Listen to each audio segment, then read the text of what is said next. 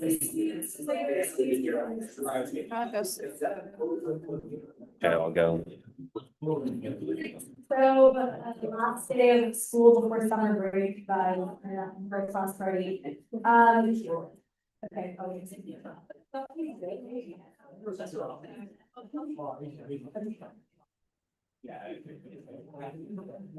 Alright. I call this meeting to order at 8:11 p.m. We're gonna start with first attendance roll call. So you your name call, please locate your presence, starting with Senator Abusey. Here. Senator Albright. Here. Senator Beardsley. Senator Cannon. Here. Senator Cho. Here. Current Representative Miguel. Not present. Senator O'Connell. Not present. Senator McCarr. Not present. Senator Raymond. Senator Mendez. Here. Senator Diaz-Rivera. Here. Senator Rodriguez. Senator Sanchez. Here. Senator Scott. Not present. Senator Solomon is here. Senator Stankovic here. Senator Bede here. Senator Taran. Senator Taran here. Senator Time here. Senator Schlick here. Senator Day here. All right, move on to recognition of Olympic. The ASUC recognizes that UC Berkeley sits in the territory of Houston, the original landscape of the Tupinian-speaking Olympic people, the successors of the Salver, Berkeley, and Alameda. This region continues to be a very important Semwekma, Ohlone tribe, and other familial descendants of the Berkeley land. We recognize that every member of the Berkeley community has and continues to benefit from the use and occupation of this land since the institution's founding in 1868. Consistent with our values of community, inclusion, and diversity, we have a responsibility to acknowledge and make visible the university's relationships to it. As members of the Berkeley community, it is vitally important that we not only recognize the history of the land on which we stand, but also we recognize the Mwekma Ohlone people are alive and flourishing members of the Berkeley and other Bay communities. All right, is there a motion on the floor for tonight's agenda? I motion to move. Sorry, I'm trying to figure out what SR by the is.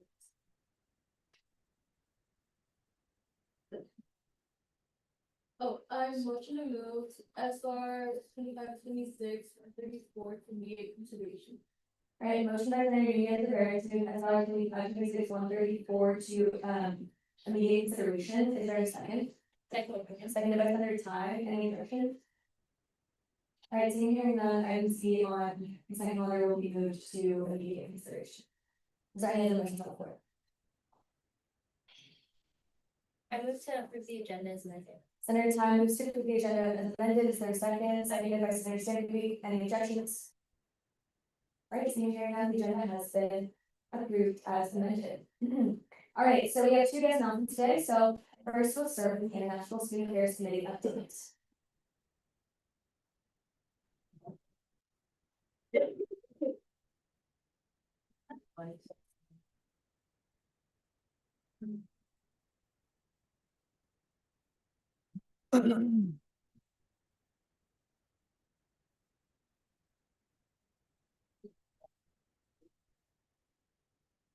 Hi everyone, I'm Ray.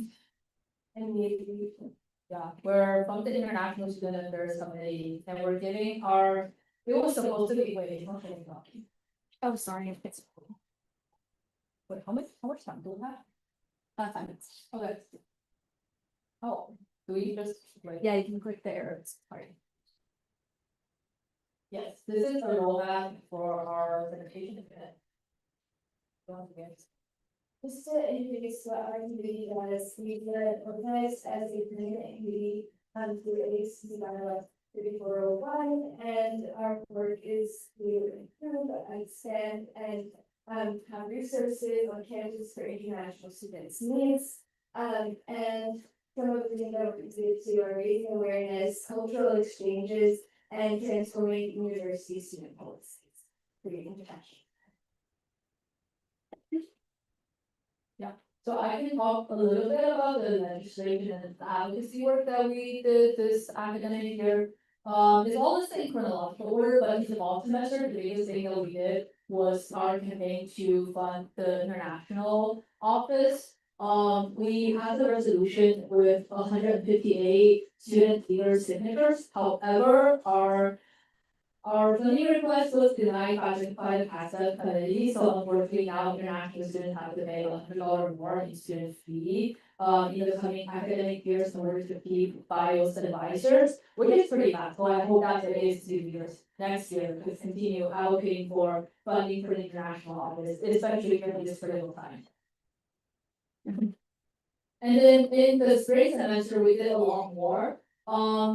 We have a lot listed on there, but just to kind of break things down into first the internal structure that we were working towards. We changed the bylaw of the committee to now require the exec attendance at our meetings starting next year. We also incorporated an international student advocacy training to the ASUC exec and appointed officers leadership institute training. So, in this year working with the ASUC exec, we noticed how important it is to have exec support in a lot of international student advocacy projects. So we are really hoping to, bring the committee closer to its execs and consolidate the relationship that and then also on the kind of broader topic of external advocacy, two very important bills that we advocated for this year were the Keep STEM Talents Act, which we lobbied in UCLA for. And that was an act to propose a more streamlined pathway for international students with graduate and degrees to get residency in the US. Which is very important because almost a third of international students here at Berkeley are involved in college of engineering. So that was definitely something of interest to our student body. And another ongoing thing, which I will talk a little bit more about at the end of the presentation, is HR 8013, which is titled "The Keep Innovators in America." And that is that's a very recent bipartisan bill that proposes to incorporate optional practical training programs into the Immigration and Nationality Act. So providing like a legal protection to international students' internship opportunities against arbitrary elimination from the administration. Then here's some of the community events that we had in the fall. We had an ISAC collab with Bio, we had pre-law panel for international students, and then we had International Education Week, which included a game night at Ice House as well as a movie night. And then we had our international student town hall, and then in the spring, we had an international career fair, and we had our second cultural game night. So thank you to everyone who showed up to those events. And we're hoping to have these events and more in the future as well.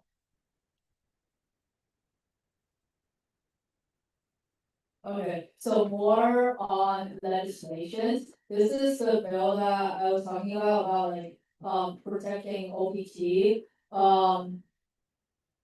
Yeah, recently this bill, HR 1813, has been facing a lot of backlash from conservative Congress members. So we, in addition to having the UCSA advocate for the passing of this bill, we also really want to encourage everyone in this room to urge your representatives to co-sponsor HR 1813. And if you scan here, you can find a template of a letter that you can send to your representative, which is really nice. Yeah. Sorry. Okay, I'll leave this up here for a little bit more. No. Yeah. Awesome. And then any questions? Thank you so much. Thank you. Oh, you're going to particular offices too, because we really want like all the support that we can get to protect what we need for your night. All right, and then next up, we have presentation from the Sundays and Ad hoc Committee.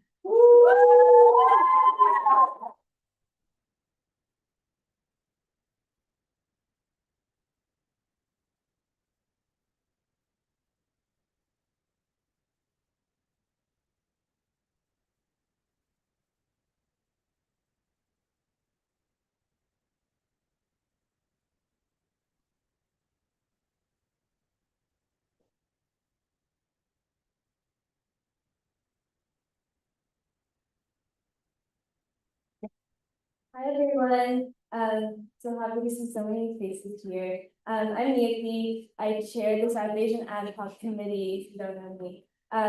And these are my chiefs of staff, Nikita and Bonnie. And this is gonna be a quick presentation, but I do want to go over why my ad hoc was created in this place. So the South Asian Ad Hoc Committee was created to uplift the vibrant and diverse South Asian community here on campus by addressing institutional gaps in representation, access, and support. So our mission throughout this year has been to create a more interconnected and empowered South Asian student experience through meaningful cultural programming, tangible resources, and cross-cultural collaboration.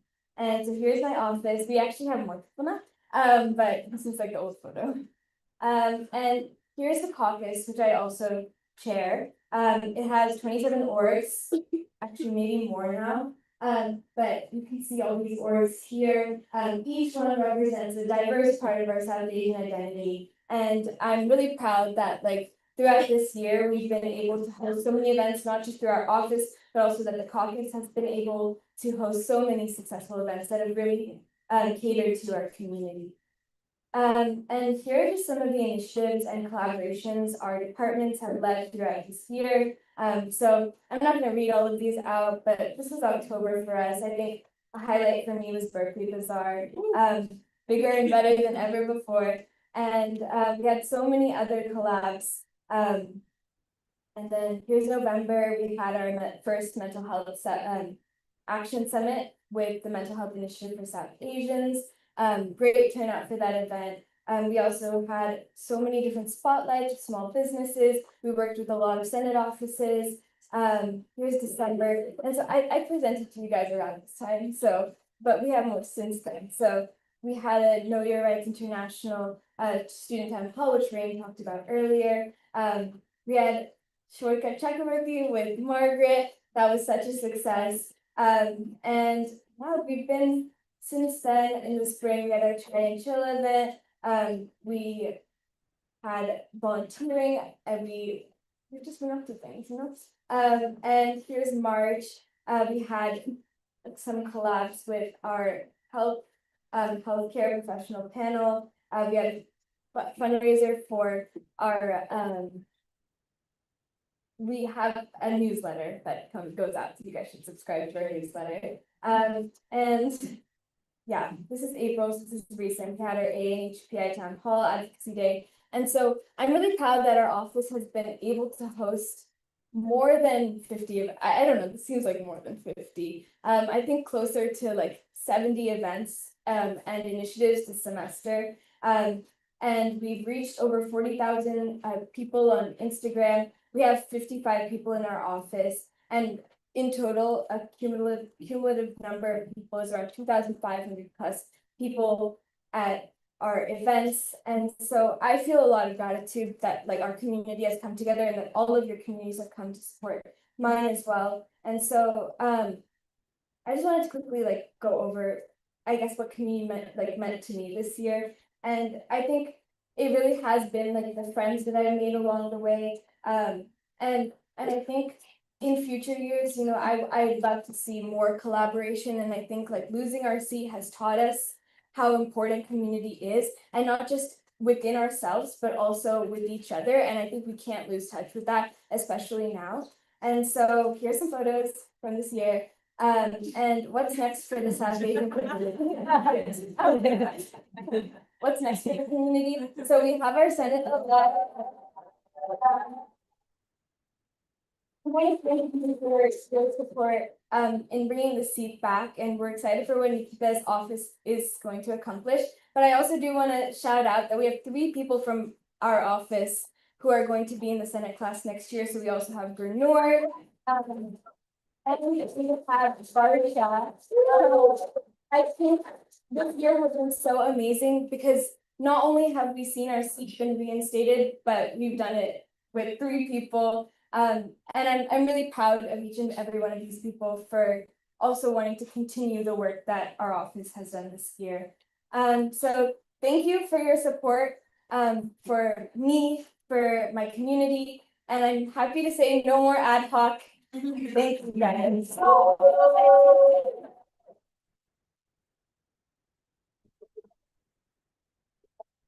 Make some questions. That was a perfect 5 minutes, perfect 5 minute presentation. What a great way to end. Right. All right, so that was our guest announcements portion of the meeting. So now we're gonna go ahead and move on to general public comment. So at this point in time, any member of the public may make a general public comment relating to any issue that concerns the association or its members. So if you want to make a public comment today, you can learn right here. Just a reminder, this portion of the meeting is related to general matters that concern the ASUC, and public comments related to items on consent calendar or immediate consideration may not be made at this time. And the Senate reserves the right to cut off speakers who've exceeded their allotted time and interrupt speakers who are constituting a serious disruption to the orderly conduct of Senate proceedings. So you can go ahead and come up, introduce yourself. You'll have 2 minutes to give a public comment, and I'll tap my gavel in your 15 seconds. Oh,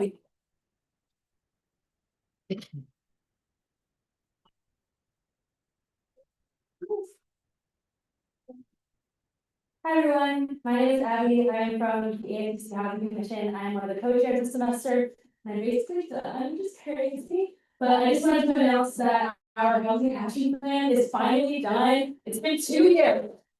People speaking out of rules, it just got confusing. There were like 5 versions of it, and now there's 1. So that's very exciting. And the one thing that I just want to do actually is the table of comments. But if anyone is interested in having a copy, there's a lot of cool data in it. I gave the presentation of the findings, I think about a month ago. But yeah, here's my number, here's my email, here's my Instagram, and the email and Instagram of our commission. So I just gave everyone all my information. But if anyone has any questions about it or anything, please let me know. But we're really excited about the features that we made and the data that we collected. The survey got almost 900 responses back. So pretty good data in this report. But yeah, that's it. Thank you guys. I will see you at the celebration during that week. I'm excited.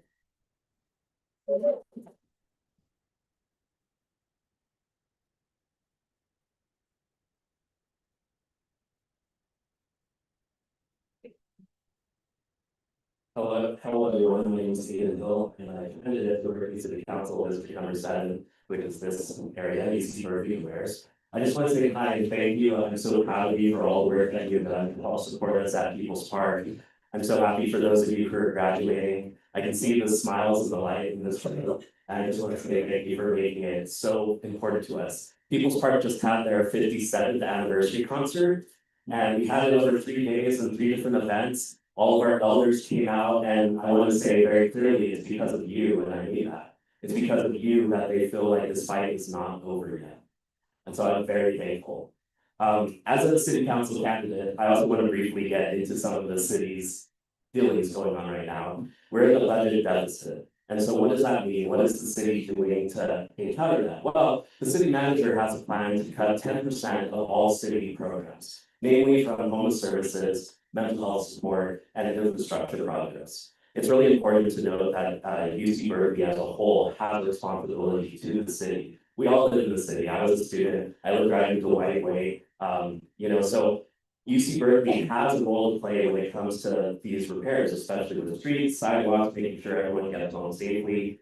But in District 7, you have to understand that we as a whole are a ranking majority district, which means that we're beholden at the interest of a few corporations.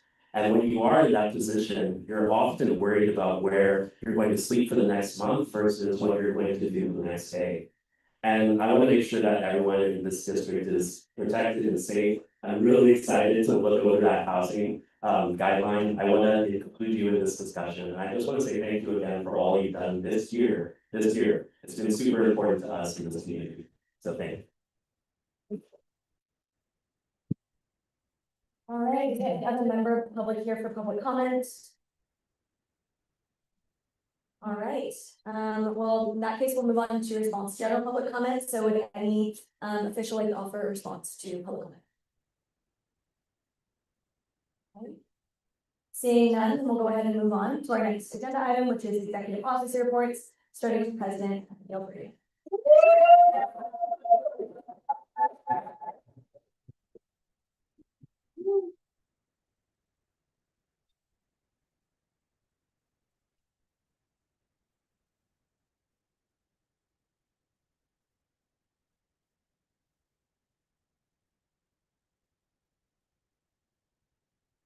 Hello, everyone. Happy Infancy. We initiated to our last time of year together, so grateful that you all were able to kind of join us for our last one, especially the men so quickly. Yeah, the day is very great for tonight.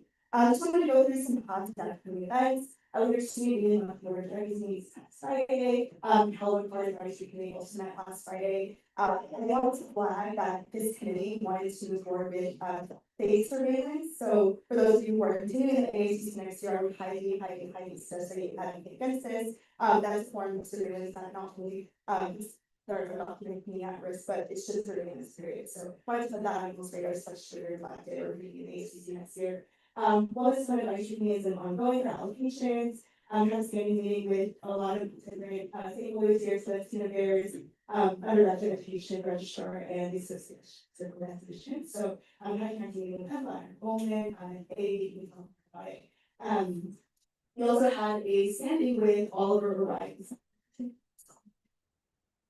no, Lisa, yeah, that's Lisa, on Monday, and then also talked about homecoming 2026, in the fall, so we're really excited plans for that. ACCJ Student Safety Task Force also convened by sort of transition periods to share the projects, such as, getting more light on campus, which continue on to the next, elected official office. Last is that an appointed meeting just happened literally 30 minutes ago, so sadness, I love Swan. Shout out to Swan, you know, us.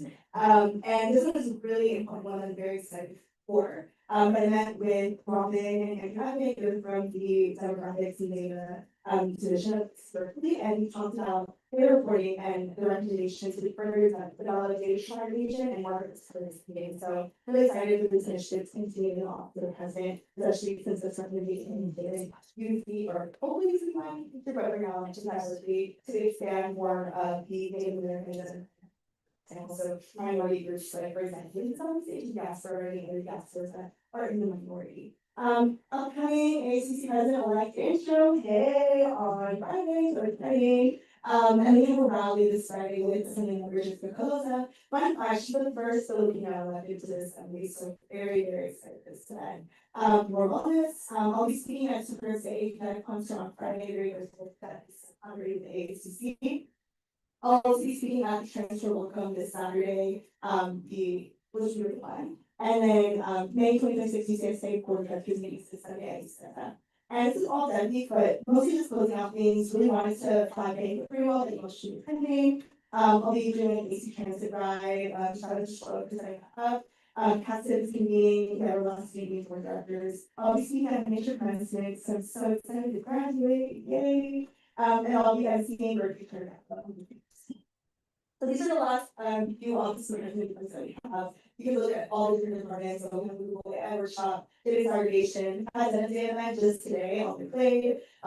We had a great meeting with California Street Health as the student parent centers, and we proposed to want to create some sort of state of address that the office of the president does physically perceive programs to connect that kind of connect with these issues.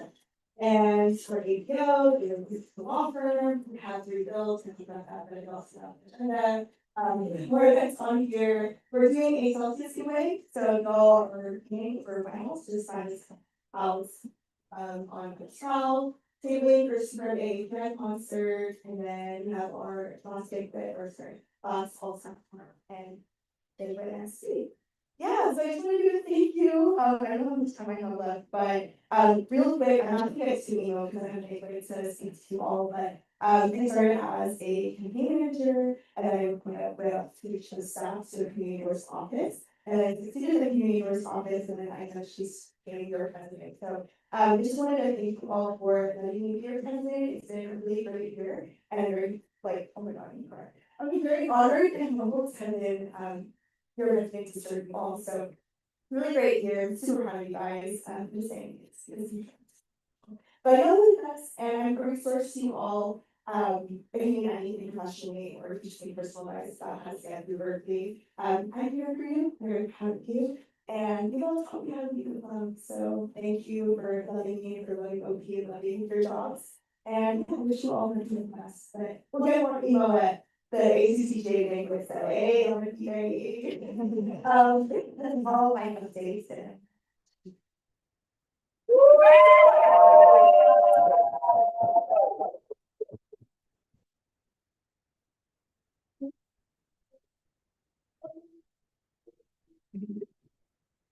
Oh, sure.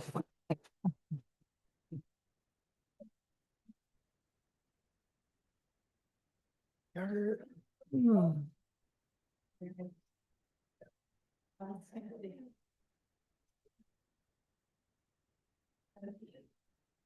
Journal updates. Some things that have been happening. This week, appointed some senators and senator-elects to the intersemester committee, so you all will take start that over this summer, with your VP elect. And then, we might be introducing a few bills to ISC as well, so if you're sitting on it, get ready for those.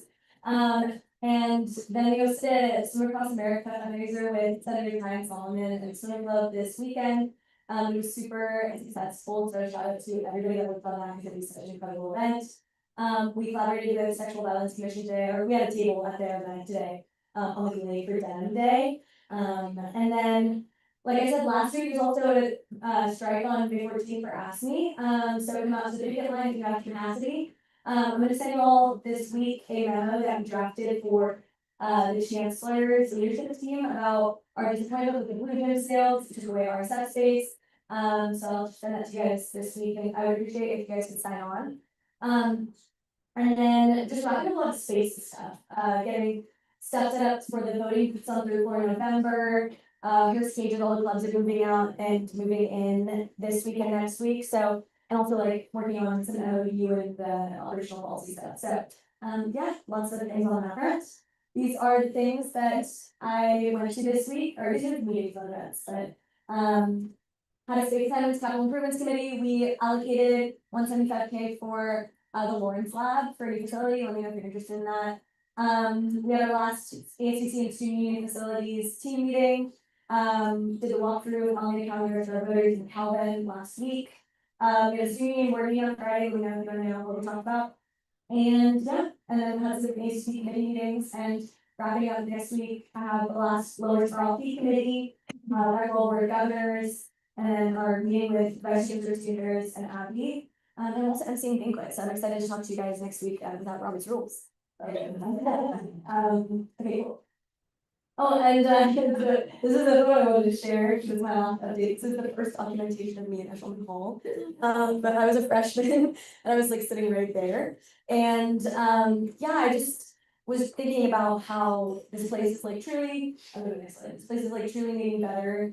And I'm trying my best to make it better. And there's just so many wonderful things that I think about and I'm so bittersweet about. And like I know it's gonna kill us the other day, but I just like we've accomplished so much, and at the same time, like it'll never feel like satisfying or enough. And I think that's the reason that we're all here and why I'm so inspired to be working with you all, because this work is ongoing.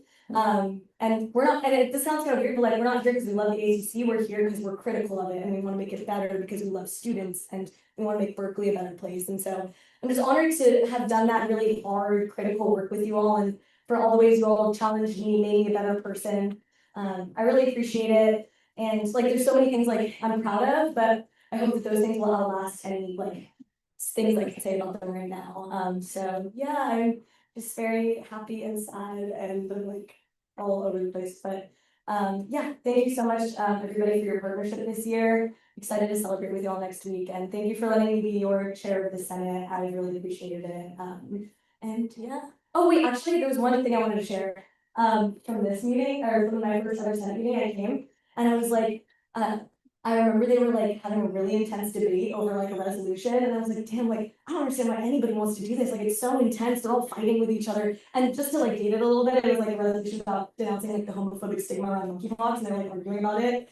And it's like, why would anyone want to do that? And I'm just like so like, wow, look at how times have changed. And I'm so grateful to be here in this space with you all. And the hard conversations are the most important, and they're what makes it all better, and the being part of the better. Thank you all so much.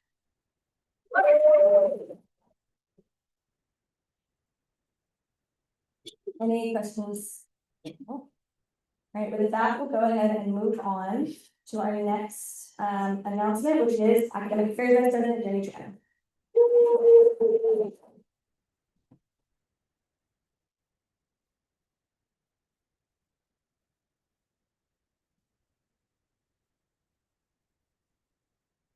last one, feeling good, sweet.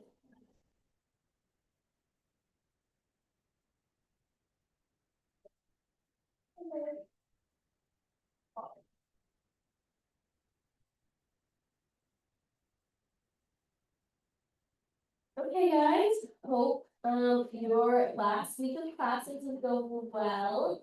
Hope you guys are gearing up for finals in next week. Staying healthy through all of that. Yeah, meetings and events. Lots of meetings this past week or so. We had a meeting with the central evaluation unit to talk about transfers in the APR process. That was a work meeting.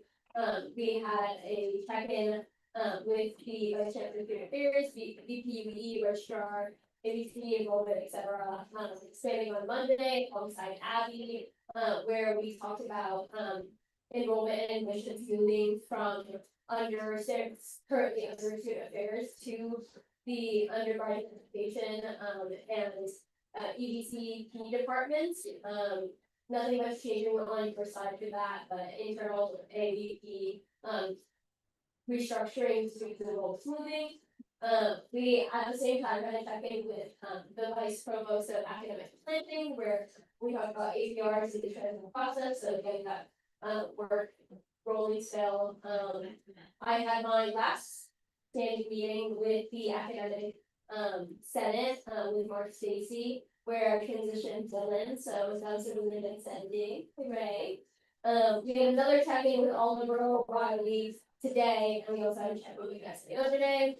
Some upcoming meetings. I have my last UGC meeting on the 6th. I'm going to a Center for Teaching and Learning and Research symposium on the 9th.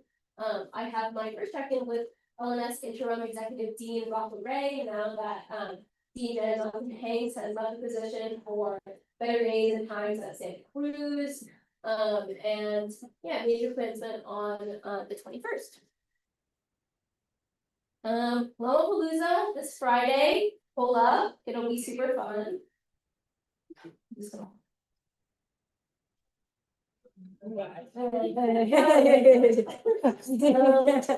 11 a.m. to 2 p.m. on the Glade, as always. That's kind of it, thanks guys. Any questions? Okay. All right, we'll go ahead and move on then to student advocate, Brittany Stephen.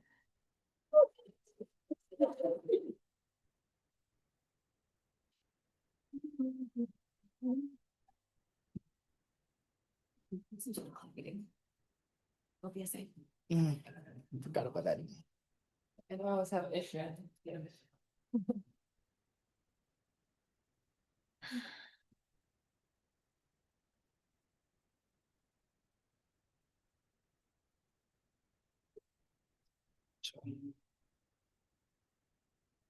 Hi everyone, happy last Senate meeting of the semester. Woo!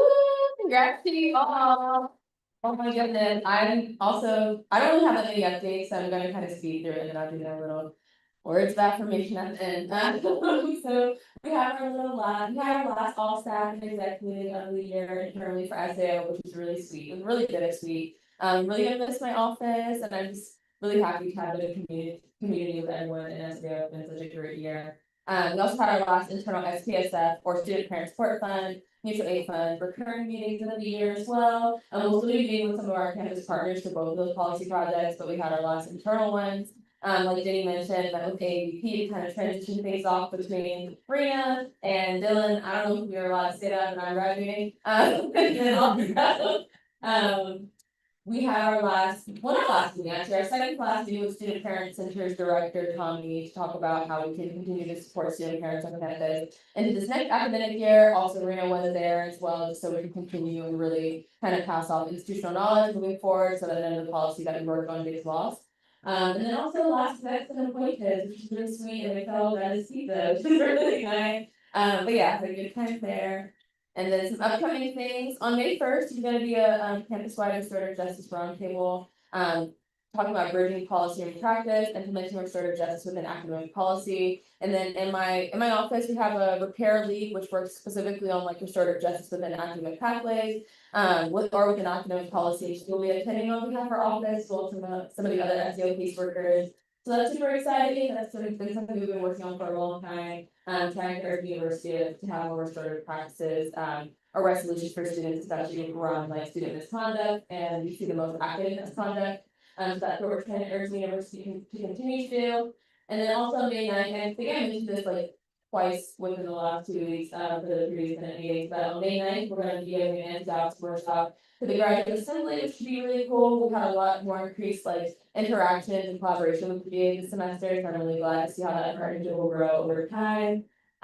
Also we've had meetings, or we're having meetings with various VCs over the next 2 weeks to discuss their campus's unique mutual aid funds, since we, as UC Berkeley campus, are trying to establish and really institutionalize an undergraduate mutual aid fund, so we're just trying to see how their MAS like work on their university and what we can kind of use for our university moving forward. And then also we're participating in the mental health commission's mental health week, which has been super cool. We actually have someone in our office who's also in the commission, so it's really nice to bridge that gap between our office and some of the commissions on campus or within the ASUC. And then last advisory meeting will be held tomorrow, and then we have our last meeting with the vice chancellor at the inclusion as well.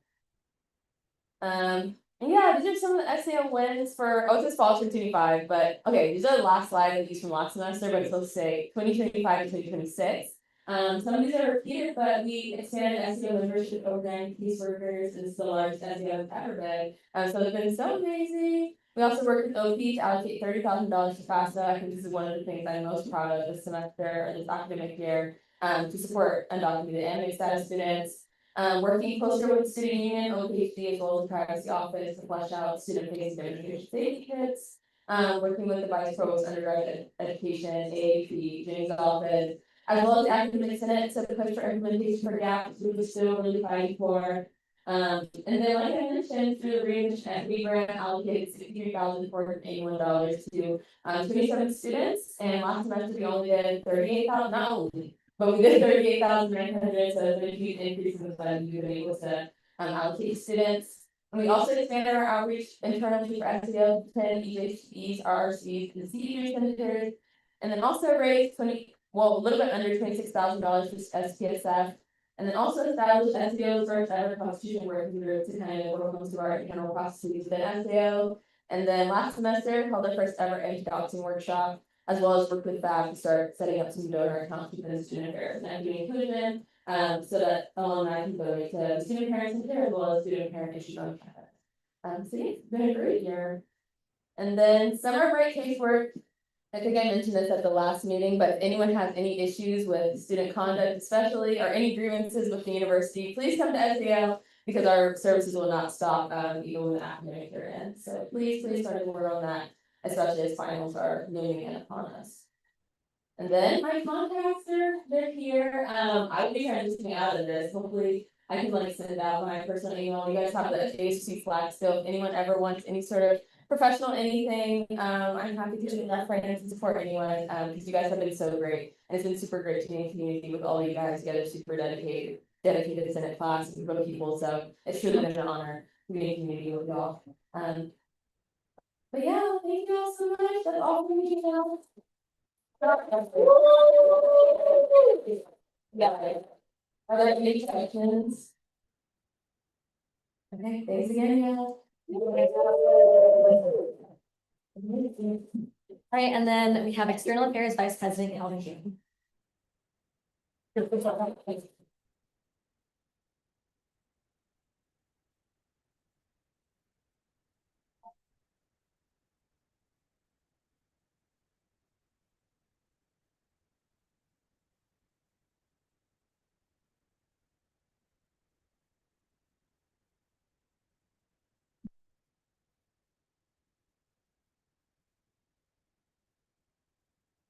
Hi everyone, I can't believe it's the last minute updates of the school year to be able to so long, it's so short at the same time. Yeah, so I'm like merged of like updates and sort of some of the main things that we've worked on this academic year. To one presentation, so to just get started. First of all, as I have said, at every Senate meeting, we have had tons and tons and tons of record distribution. We still have more for the students that would still want any before they get the academic year. On our lawsuit, another project that we distributed 100 units of their lawsuit to prevent overdoses and group reduction, as well as 500 fentanyl test strips for testing fentanyl and different related substances. And then another issue that we're still working on to this day in relation to Bay Area transit funding. Particularly in the fall, it was an emergency grant by Newsom to support Bay Area transit operations, given that they were running out of money. But that funding only lasts until the election in November, where there is where there are efforts to work on getting basically a ballot proposition, which would increase some of the sales taxes in the Bay Area counties to fund Bay Area transit entities, including BART, including Union and the other transit agencies. And if that is not funded, then there may be some BART closures, station closures, including the Oakland Airport. And so that is very important, and for the incoming ASUC leaders, we want to ensure that in the November election that this thing is supported. And also served on the ASUCGA Student Safety Task Force, which went on Tuesday. It was more of a in-house ending and position to the next leadership committee. And really important for that was the field left walk that occurred at the beginning of this semester, working on improving streetlighting around and in campus. And so that was a very critical part of that task force, and working on civilian international students as well with our event with Senator Sankovic with the informational session of lawyers and visas and providing students with the dinner as well. Yes, and then as Isha brought up, the third for midterms poll location really kind of avoid those long lines that we saw in the special election last fall, and so trying to increase the amount of space, accessibility for the midterm polling center by being it on the third floor. Is that the public service center is a key priority, and hopefully something that will be a reality in the and then the upcoming months. And then the Fireside Chat with the mom was also in the fall as well. We have the post President of California share about the fiscal outlook of our state, how it's doing and where it's going, future directions, investments in clean energy, things like that. And also the very critical and important 20 million funding to support UC basic needs centers and disability service programs. Very happy and proud of the work that we've done there. Thank you to Senator Yang for her resolution in the fall to support this issue. I know we had a Daily How article that went out to highlight this issue and really bring it to the forefront of the regions. And that was key to ensuring that there is this ask that the state is currently considering of violence and education chair and the subcommittee chair as well on like subcommittee one in the Senate Budget Committee, so that we just support these students across Berkeley and the university system.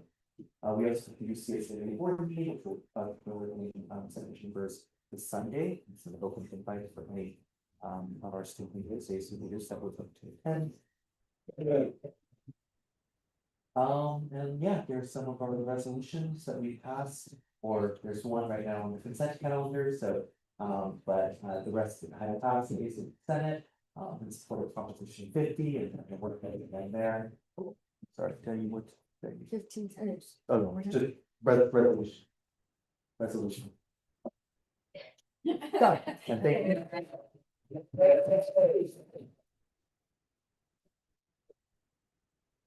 you.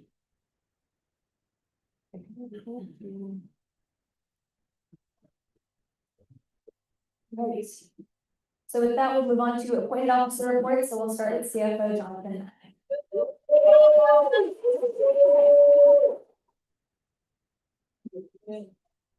Oh.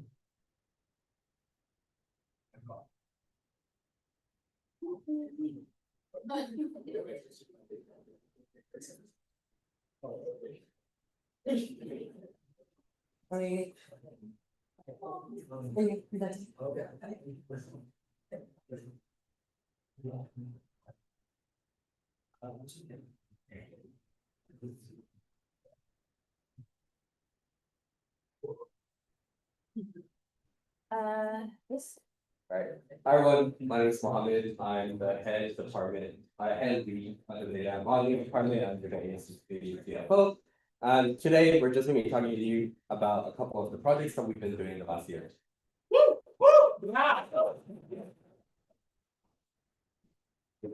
Okay, this department was created last semester and we inherited a pretty rough code base that Jonathan, our CFO has started. So what we've been doing the fall semester is we've been building data pipelines to organize complete Senate agendas, FICOM resolutions, and absence spreadsheets that you guys have all been writing in and talking about in. We have been implementing drag and drop batch cleaning and working with reconciliation to validate allocations that you guys have funded to organizations and compose finalized spreadsheets. Pretty much before us, there was, if you wanted to clean like a low FICOM, it takes about 2 to 3 minutes per spreadsheet. But now we reduced that to 10 to 20 seconds. Thank you.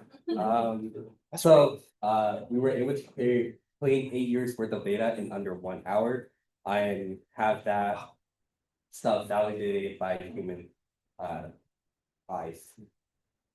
So what we've been doing this semester is pretty much we've been automating how financial data is collected, cleaned, and organized, making sure that the system is consistently outputting reliable and error-free results. And we're pretty much just structuring the data so it's easy to understand, access, and build upon it. And just to talk to you about some of the processes that we've been doing, we have 3 processors. The agenda processor, which takes in a .txt file and outputs a data .csv file. We have an FR processor, which you guys are all familiar with. Pretty much just takes their spreadsheet and put it into a consolidated data format. And lastly, the reconciliation processor that my team and I have created this semester or last semester, which pretty much just compares the data with each other and whatever the main data, the source of truth, which is the agenda, we validate that. Now, I don't know if I can kind of okay, so if I can just add 1 second real quick. So what we've been working on is, you guys all know this, we have the FR sheet. We download the CSV here, we have the agenda meeting notes, we download the .txt file here.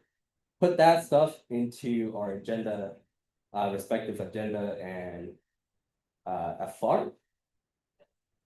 So right now, this is the raw data, nothing's been cleaned, nothing's been edited. We run the processors. So this is the FR processor, which is successfully cleaned it in under half a millisecond. Where is it? The agenda processor, which also been cleaned, and now the reconcile, which pretty much compares the two together and tells you how many organizations are in this data. And yeah, so pretty much we've been using this processor to validate the last 8 years worth of data. And it's pretty much how it looks like. So we have the request type, how much they've requested, how much it got approved or not. If they got tabled or denied, the amount goes to 0, and what type of organization type it is. What is actually the slides? Where it is. So for future uses, we're trying to make this as technology as friendly as possible. This is all stored locally. We don't have a website that anyone can access to. If anyone else is really interested in the data, feel free to reach out to the CFO department. And lastly, we just wanted to increase financial transparency across various organizations, how much organizations are spending on what type of purchases, how much funding they're requesting, and just various like fun stuff.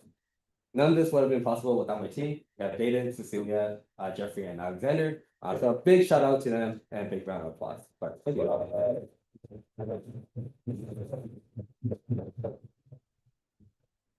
Does anyone have any questions? Not done yet. I've been extended for 5 minutes. To extend time for CFO by 5 minutes. Senator Tan moves to extend time by 5 minutes, seconded by Senator Mayman. Any objections? All right, Senator Mayman.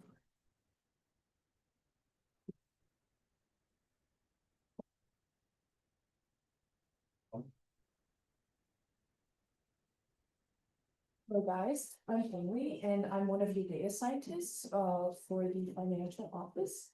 And we've been kind of looking at ASUC fund use, so how clubs are using their money and how ASUC is allocating the money. So what Mo was talking about earlier, the whole engineering process is to really get clean data for us to analyze. And unfortunately, my team cannot make it today, but I will be talking about two main things. So the first thing I'm going to be talking about is spending for this entire year. So we've been looking at all the purchase requests made throughout the entire year. And just to throw out some quick stats, we've approved over $6 million dollars in purchase requests this year. The average being around $800 and the median being around $200. And we were able to create this chart, which kind of helps us, visualize the number of PRs and the amount. So as you can see, it's fairly skewed. Most of the PRs are under 500, and there are. The second chart that we made was the count of PRs per month. So you can see that organizations mostly request purchase requests during the middle of the semester, so months 9 through 1. And you can also see that more PRs are approved than not approved. The last graph we have is the median dollar amount per month, and according to this graph, you can see that generally more expensive PRs are put towards in the beginning of the year. The second thing that we looked at is the ASUC fund allocation, so how ASUC is allocating our money. And we looked at FICOM for that information. So we mostly looked at the contingency and space reservation request types. And from there, we saw that just under 150,000 was requested and 50,000 was available across. So more than 3 times the amount of available funds were requested. So there you can kind of see the breakdown. And we have around $300,000 requested in contingency, finance rules, space reservation. And this is for the current semester, so spring 26. And then for the entire year, you can see that around 500,000 was requested for contingency, finance rule, and space reservation. And within that, almost 300,000 was requested for contingency and space reservation. And so here you can see the chart. I would say it's pretty stable throughout the semester, except mid-March, where there's a huge, spike. And here is the graph for the entire full year. And then in terms of application counts, we looked at FICOM, and there were 308 applications that were heard from FICOM, and of those 200 were approved, so that's 2/3. And compared that to the last semester, where there was 227 applications, where 60% of that was approved. And then here are the stats for the entire year. So overall, around 550 applications were submitted, and the approval rate was around 50 to 60%, I would say.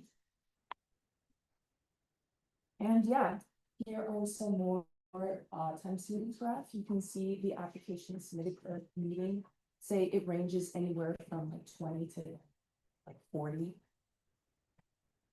And then here is the entire year. Thank you. Thank you.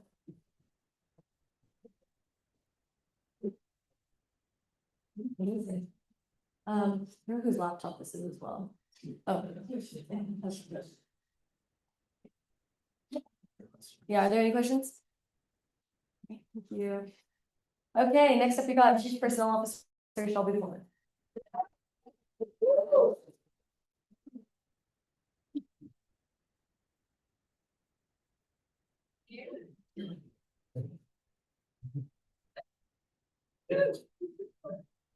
Oh.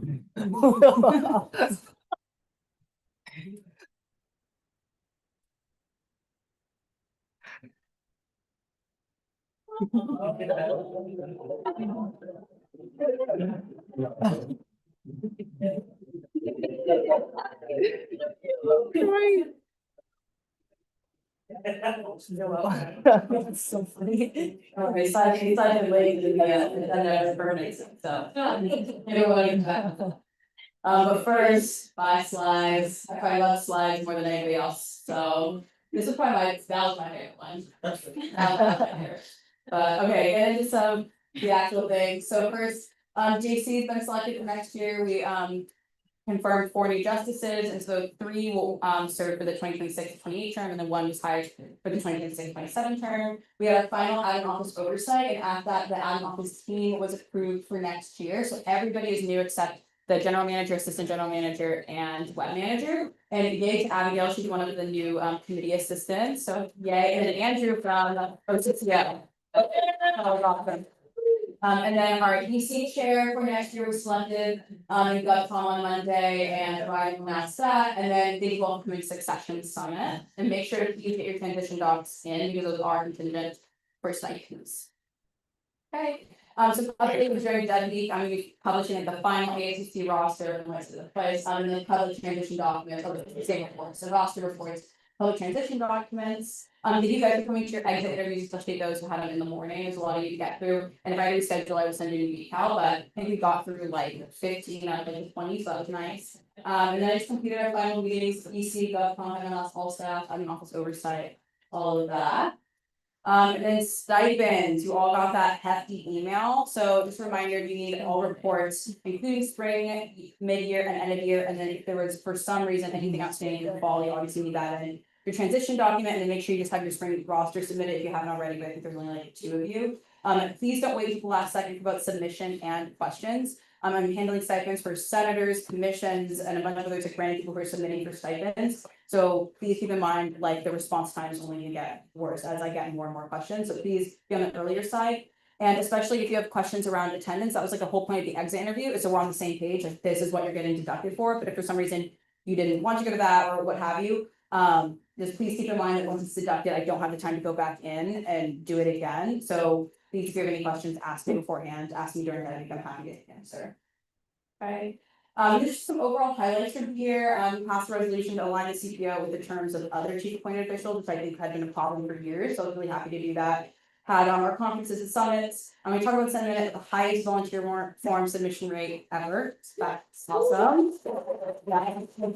Awesome number in a second, we worked with Okta to integrate the ASUC goggles, which is awesome, people finally like that centralized application portal, worked with OP to establish ASUC education and onboarding into the recruitment, so that will begin next year. We worked with the TSR and to ensure equity and commission recruitment, which was awesome. And then also I did a lot of stuff on the personnel side, we didn't have many structures for like reporting and things like that. So I was able to build those up, and then I'll be sending out a resolution to ISC to streamline attendance processes. Okay. Oh, and then I wanted to give a brief overview of where execs and appointments are gonna be next year. So just so you know, to shout out some people, Abby's gonna be in DC. Yeah. You First Lady of District 7. Yeah. Al was doing his Masters of Public Health at Berkeley. Oh. Some people will be knocking on his door. Brittany's also moving to DC to work for the House of Reps.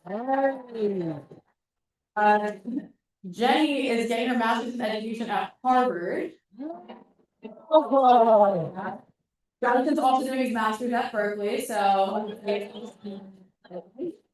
And then, you know what, 4 more ages. Schloke's graduating early to be working in what he said a smart city. So. He's gonna be doing marketing in Barcelona. Yeah, all those and then I'm doing Scotland, doing a master's, so. But yeah, And then just overall, a big shout out to OCPO, these ones actually logging your reports and attendance from the minutes and all of that, so. Big shout out, I think actually 4 of the 7 transfers, so that was kind of cool. Awesome. Okay, so I just want to give some stats for past years. So 2023-24, there was 575 volunteer form submissions. In 2025, or it says, okay, that's 2024 to 2025, 990 forms. And then 2025 to 2026, 1,700. That was great. We're at 99.92. And across the senators, there are, out of all of the Senate offices, there are 13 volunteer forms remaining only, which is awesome. So we are gonna get to 100. I'm like, that's bolded because I will complete this during dead week. So again, there's just a couple with like 1 or 2 left. We're just gonna knock those out. We're gonna get 100. So first OCPO ever at 100%. So that is awesome. If you guys should help with that, I definitely like that. This is my big goal, and I think we're gonna hit that. So that was awesome. And then just a couple notes. This is funny. I want to put during the section. Yeah. Is there a motion to extend? Move to expand shall be signed by 5 minutes. Senator Solomon moves to extend time, second by Senator Mendez. Any objections?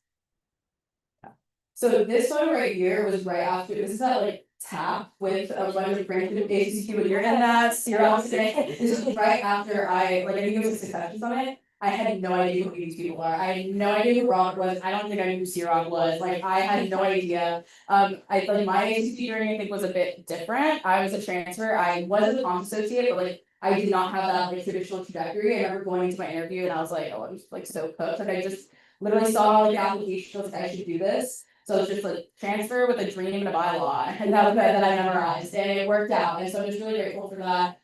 Just overall reminder, the ACC is for everybody, and you can have a non-traditional path and still end up where you want to be. So that was awesome.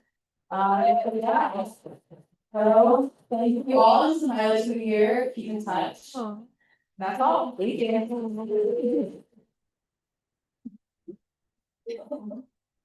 All right. Next up, we have our Ciela, Daniel Dolan.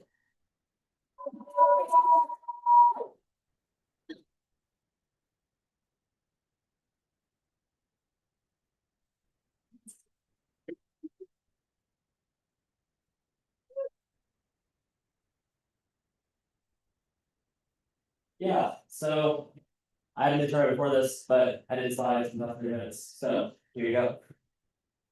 I'm not gonna reflect much on the past year because I still have another year left, which Shelby just said. So I'm not. Yeah. So I'm not gonna stay here and talk about everything that's been happening because I'll be back.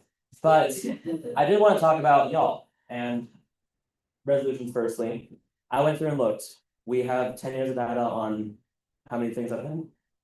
There's been about under 100 resolutions in the past few years. Last year, I think, was 113. This year, we did 142, which is the most in our record. In the past 10 years. I have no idea about for that, but yeah, y'all did great, and it's been really awesome working with all of you. I'll talk a lot more, I think, but I'm sure get a lot more sappy. But I was thinking, so we talk about this. The 2 main things that I've been working on this past semester at EC and JC. Election is over. Our JC teacher has been selected, and it has been really great working with them, working all you through this process. And it's just been really nice to see this go well. And yeah, thank you all for your patience as we're sorting a lot of different things out. But like I said, I'm not here to talk about work. It's just been really, really nice to be here the past 3 years, and especially this year. And I want to thank all of you for a great year, and those of you who see next year. Yeah. Otherwise, keep in touch, and I'll see you all at Banquet.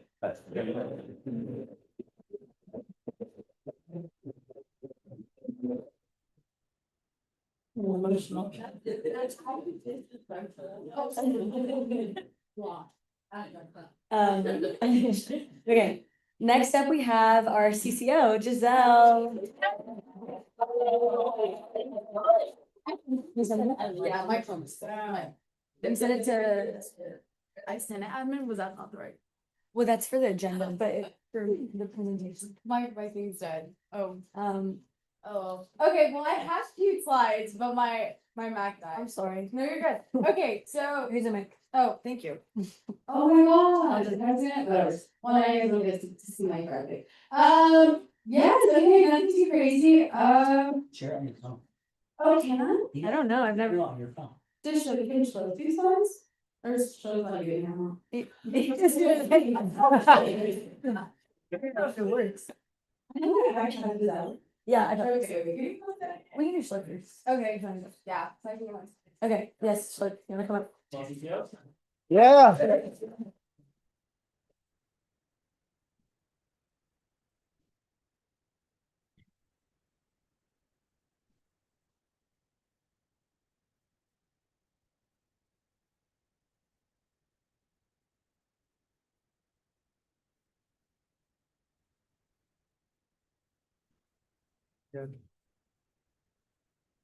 So I know it's nice today, so I have a picture of a bird. I'll give you. This is fine. Trust me, guys, trust me. So I'll get to that later, but quickly, it's been an honor serving serving alongside you guys, serving the student body. Been involved in the ACC since my freshman year. I was originally a part of the internal office of the CTO 2 years ago, and ended up the chief of staff that I reported to ended up quitting mid-year, and I ended up taking that position as chief of staff my spring semester. And after that, continued as chief of staff for last year's CTO and had the honor to be the CTO this year. And then next year, my chief of staff, Simmer, is me taking over as CTO. I'll go over the updates quickly, and then I'll have a story of a bird. That's why I'll have a picture update. But just quick updates. We've been working on the projects like normal. Like Shelby shared, we've been goggles going. So that was one of my biggest things. Like that's one of the biggest problems I wanted to solve on campus was having a place where students who are coming to campus can see like where all the clubs are at. And now we have the opportunity to do that. And then other than that, I am meeting with the chancellor tomorrow randomly. He emailed me last week. Or yeah, he emailed me last week asking me to teach him how to use Claude. So I'm meeting him tomorrow to teach him how to use Claude. And then also I'm have a thing alongside Abby, take a ride in the ASUC Transit bus with the GM of ASUC Transit. So that's gonna be fun. If you guys have any like transit folks, like one, I can like take like one more student that's like a really big transit person along the ride. If you guys have someone, let me know. Other than that, yeah, I can use this story right now. So this bird, I would say like, okay, so once upon a time, there was all these animals that lived in the forest, and there was a forest fire, and all the animals in the forest started running away, right? And one bird stayed back and decided to try and save its home. So it went to the wherever the water was, collected the water in a small little beak, and took it to the fire to put the fire out. And the elephant was like watching nearby, and he's like, yo, bird, you're crazy, like, what are you trying to do? You're a small bird. Like, why are you trying to like, you're gonna die, right? But the bird just kept going, and some of the animals saw the bird trying to save their home, joined in, and together all the animals worked together to solve what seemed like an impossible task of saving their home. The reason I shared the story is that's like all of us right here, right? We joined the ACC because we wanted to make our home a better place. And together, individually it may have seemed impossible, but coming together, doing our roles, like I feel like we've been able to do that, and I want to give all of you guys a round of applause for not giving up. make, our community a better place. So thank you guys, and it's been truly an honor.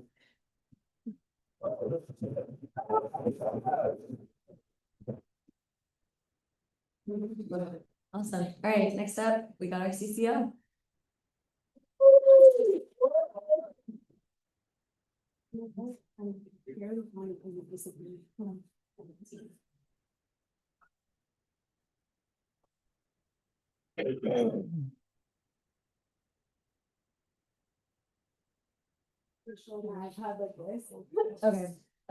Okay, wait. Okay. Just giving you guys this is my space. Any of the work done last week, I had her touch me today with the next OCCO. She's almost Barcelona, so that was really exciting. I'm excited to see all the work that she does. That had my last all staff fans here cabinet last expected appointments. Last week we held my office had a collaboration with all these things. We had an entertainment panel that was super fun because I don't think that's what my office consists of, but I'm very passionate about the entertainment industry, so I was happy we were able to do that. But yeah, that's pretty much it. I'm graduating. Just wanted to say thank you. I feel like the website did not want to be part of the ASUC. I kept coming back to it, and it became my second home. And I'm very grateful for being around such inspiring people. You guys are amazing, and you guys truly are passionate about everything that you guys do. And I'm just very happy that I was part of it. So yeah, thank you.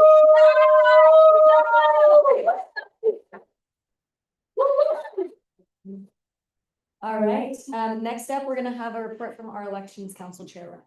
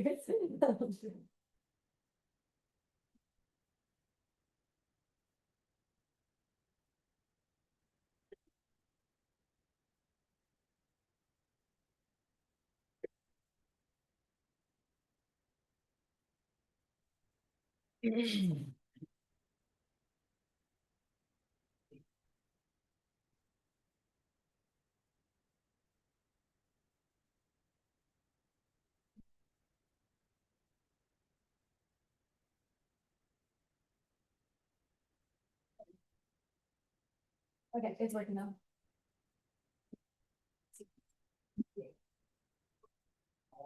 Hey, so hope everyone's doing good.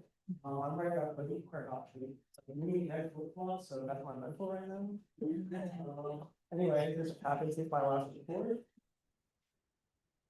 Okay, so here's a picture of us. You see that kind of vision. It's just so awesome. I will clap.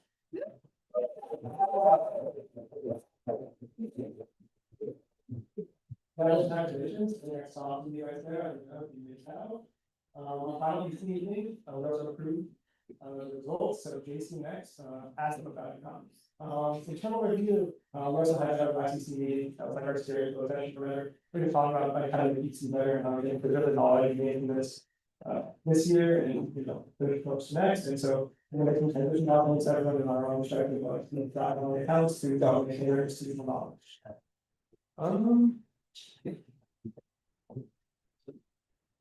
Yes, hiring activities there again, shout out like really fun to do the interview. And Josh was marvelous. It was not a at all. And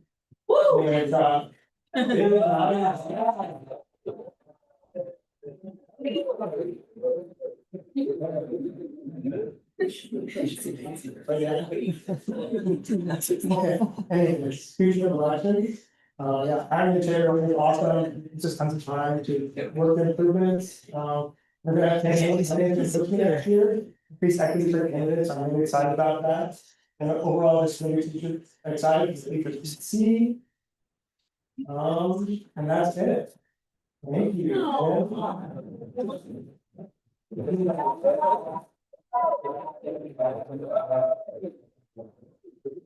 All right. All right, we have a couple more presentations today, so next up we've got innovative design.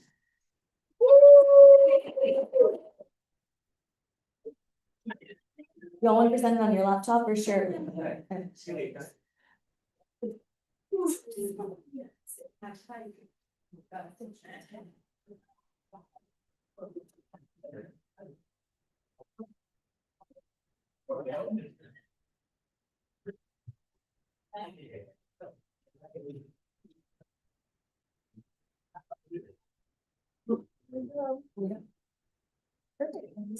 I'm Julia. I am currently the president of Community. I have my I'm outgoing president, and then these are my incoming presidents for next semester. So they'll be joining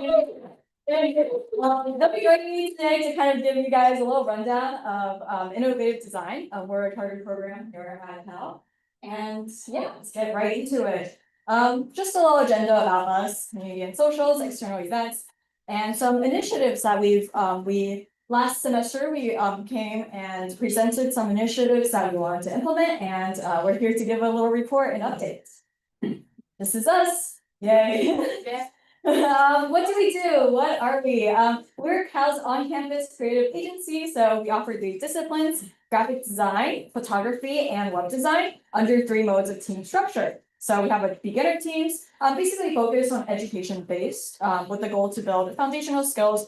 We help students who are passionate, who are just kind of starting off in these disciplines, kind of guide them through with a series of workshops and team meetings. We have our gold teams, which is kind of exploration. We help students basically find their style. And blue teams, which is professional development and paid services that we do to local businesses at Berkeley. We are organized teams would be to connect with clients and help you grow as artists in an amazingly collaborative and talented community. Heavy on the talented. Alrighty, our disciplines. We have the design team. We have 1 beginner team, 3 gold teams, 1 blue team, 1 marketing team, and 1 DFAC team. We also teach design innovation 198, introduction to Photoshop and Illustrator, and also photography principles. I really recommend it. Great class. Also, we lead the photo teams, which is 1 beginner team, 2 gold teams, 1 blue team, and also the DFAC team is also included in that. And then we also have our web team, which is 1 beginner team and 1 gold team. And this semester we introduced the project teams, which is essentially a team where we have students, and these can come in with their own respective backgrounds and build a project team, a team from scratch. And this semester we had a video. And let's dig into it. This is our community and social aspect. This is how we build our community. We have welcome night where we kind of onboard all the new members every semester. The presidents get to dress up as shorts, but that is something they will be expecting. I did get dressed as a short this semester. You will see over here. We welcome everyone. Everyone dresses up in their respective teams. This semester I was we were going for innovative design without it 2 weeks. We kind of shown hats. It's really fun. We also had member socials, so we made Siskies from scratch. We also made some wonderful tote bags from painting. And of course, we have our on ice, which is our we went ice skate as a club. And we are also responsible for photo shoots. So if you see here, we have officer photo shoots, put up by our amazing elections team, and we also have general member photo shoots. And these will all go into a end of the year yearbook that we do. External events that we host for our community. We host Hex, Hone, and Explore, which is basically a week to 2 weeks of free workshops hosted by our members, where students are basically able to learn creative skills from students themselves. So this semester we hosted illustration for music, DJ making, DJ and beat mixing, portfolio building the framework, and intro to studio lighting. In the slides next, you'll see some of us in action. So we had some crafts, we also had lighting, we also had some just crafting, keychain making, photography principles, and semester we also had tennis. So super cool. Outreach Pro Build, this is the event that we host in spring, which is something that we hosted this semester, which is kind of a opportunity for students to kind of get to know career industry professionals and kind of really meet with them one-on-one to discuss their careers and their journeys in their creative fields. So we actually hosted it right here in this room. We welcomed some illustrators, animators, and designers and artists into our kind of space. And students can come in and participate and listen to them and see them draw and create. We also had a second day with core photography principles, so we actually had a model come in and we had a photographer teach and show how they shot in real life for professional photography. And I'll leave the presents to kind of show you guys a little bit about our new initiatives. motion to extend time. Extend our time by 5 minutes. Senator Reading moves to extend time by 5 minutes, seconded by Senator Scott. Any objections? Perfect, we are back. Yeah, the new president will be telling you guys a little bit more about our unit, because we're able to implement this. Hi guys, I'm Dana, one of the incoming presidents for the fall 2026. And the first new initiative that we brought this semester was the Creative Fair. This was introduced last semester, as Julie mentioned, but basically it was it's a community event for creative clubs and organizations in Berkeley. So we invited clubs like Web Development at Berkeley, Cal TV, and a bunch of other amazing creative clubs in order to have like an interactive tabling event where not only the clubs got to know each other, but people who are interested in these clubs can come and, ask about what we do. We had really fun like bingo sheets. Yeah, we had some fun bingo sheets. We also did like caricature drawings. And yeah, it was just like a really wholesome event. That we also hope to bring back next semester, towards like more of a recruitment period. Hi everyone, my name is Amy, I'm also one of the new presidents. Another one of our events that we hosted this semester was Gala. It's basically an alumni networking event where we invited top community members to come and speak about their post-grad life, where they were in their journey, or their career journeys. And they basically got to speak about how they really impacted them. And it was a really wholesome night where current and past members and alumni got to speak about how they impacted their time at Berkeley and also like after Berkeley. But we had showcased some work, there were a lot of fun activities, and I think it was like what is it? A rock, there we go, yeah. Super fun night, and our internals, they came up with funding. This year it was into the lost city of Atlantis, while the Atlantis is what we were our mascot, like that. Alrighty, thank you guys so much.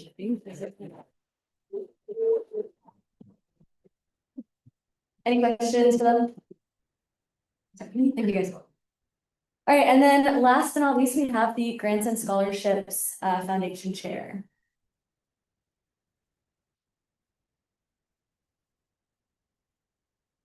No, you're the presenter next.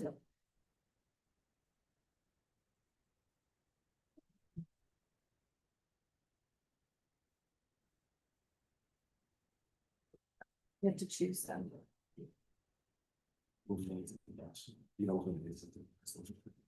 Yeah. There you go. Great. Hello, everybody. My name is Stephen Chase. I'm the outgoing chair of the ASUC Grants and Scholarships Foundation. We're going to do my manual already and share with the next year.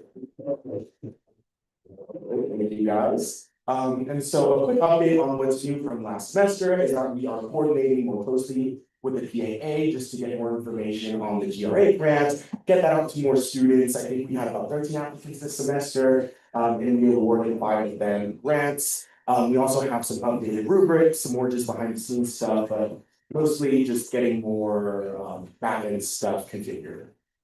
So what can we work on? Definitely collaborating more closely with the OCFO for the following school academic year, modifying bylaws, which is currently in the works, and then hopefully being more engaged in the ASPC in general, as well as other senators, et cetera, et cetera. And so here are just a few stats from this semester and last semester. We are up to 284 applications. From the previous 262, we had about 7 members on our team, but this year we were 5, and so that was doing all of the written applications and in-person applications, and then final deliberations with 5 people. So thankfully, we were able to do that in a mostly timely manner. Results should be coming out next week.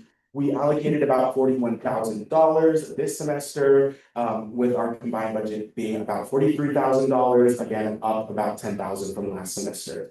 So a lot of that comes from rollover from unclaimed funds from the previous semester, as well as rollover from CACSIF. And yeah, so a bit of our data here is that a lot of students from the College of Environmental Design and the College of Chemistry tend not to really apply to any of these grants. So hopefully reaching out to them and setting more money aside for things like flights and technology to help students advance their academic career is probably something that we should be doing in the future. Again, just everything I said again, hopefully we can spare some more money, focus on the students who are underrepresented, and maybe get some more trustees so we can get the ball rolling. That's it. It was short and quick. Let me know if you have any questions, but thank you so much. Wait, I was wondering, so from the 13K rollover, was it also like 40,000 last year that was roughly allocated? If you know. I believe last semester we allocated about 23,000 from our 25,000 per semester allocation based on just the GSFs and campus. Any other questions? Thank you so much. So cool. All right, now we're gonna do committee reports. So each committee will have a brief couple of minutes to update on what you talked about this week. So we'll start with the finance committee.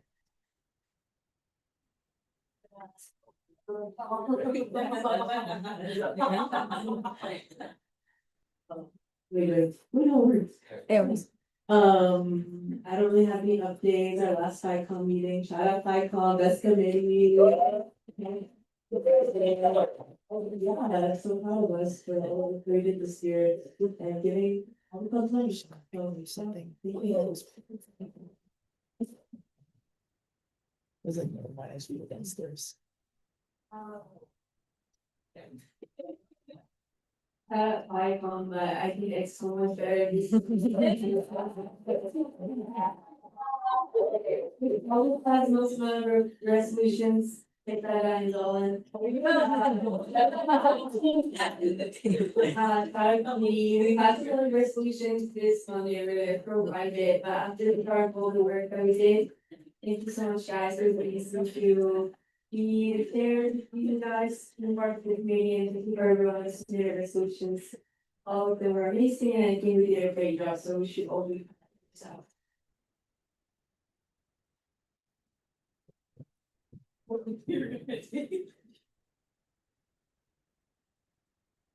All right, hello all. I'll fill in for Joshua this week. So through the big past working resolutions. Just went over some small amendments to some of those and people from Abby's office as well to talk about them more in depth. 2 of them were Jay and I bills, so shout out to that. Always fun to see. And shout out to Sydney for the efficiency of the meeting. And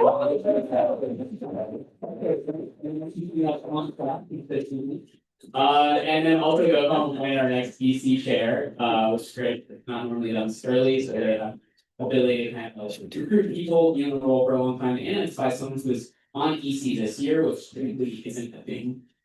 People kind of go on it once and then like graduate. It's very like senior role for some reason. But very good to see. But with that being said, I would also like to motion to amend the agenda to add the appointment of Niall Bell to EC chair. Yes. Yeah, okay. Okay.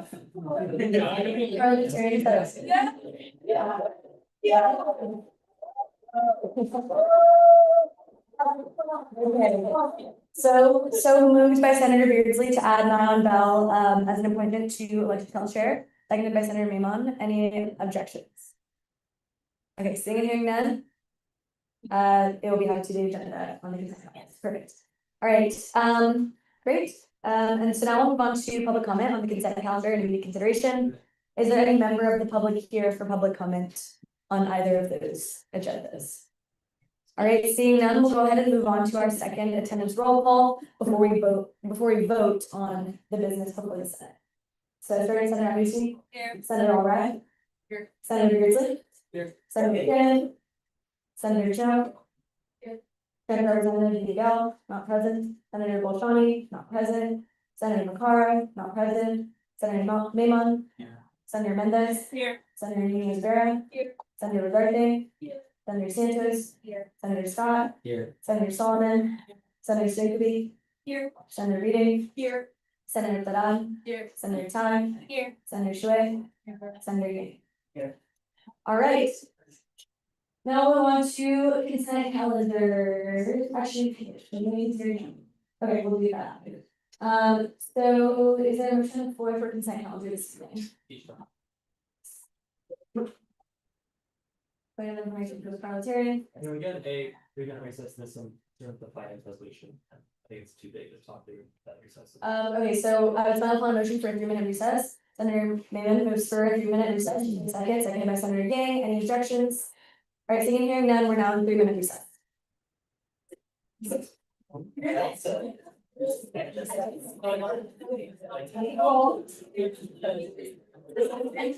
left my water bottle.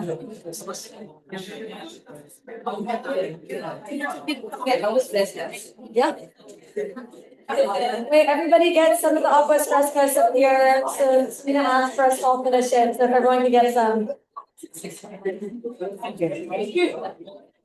mean, if we have to. I just like this thing. Here's the back. Oh, I think so. Yeah, I know. You know what, but why? Yeah. I think yeah, we already know. Yeah, we can get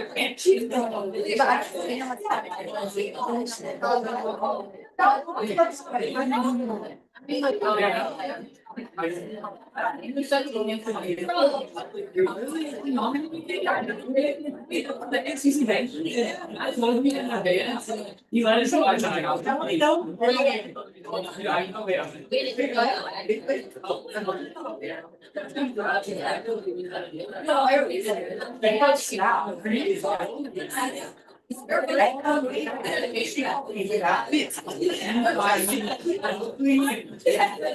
You do it on two.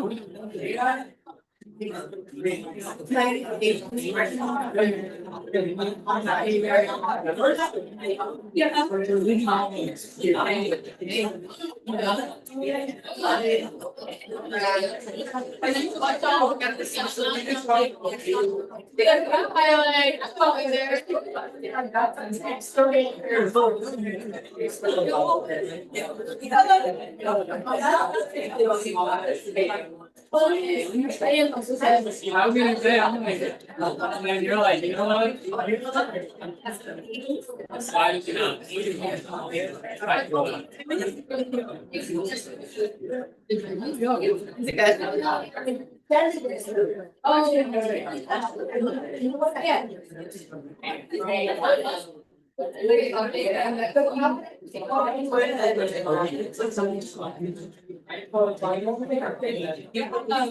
My God,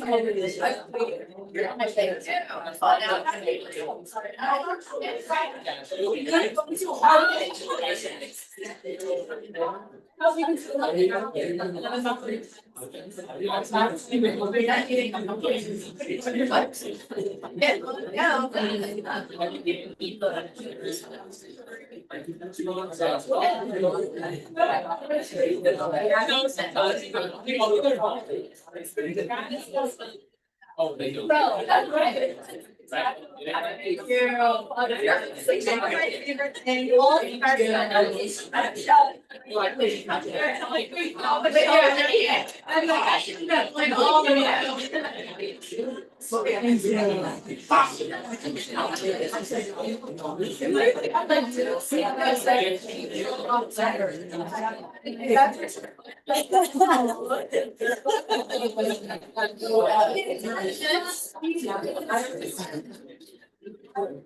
Yeah.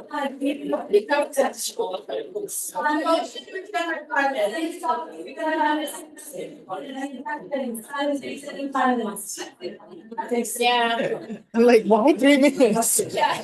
You ain't getting nothing but. Right, yeah. We're just at 10. You know what? Hey. No, no, we call it a dog. You gotta let your dogs breathe. You know what? Hold them right there. Wait, I was wondering earlier. You know what? Like, now you're attacking people. Exactly. Now you're attacking like. Where does it end? Breathe.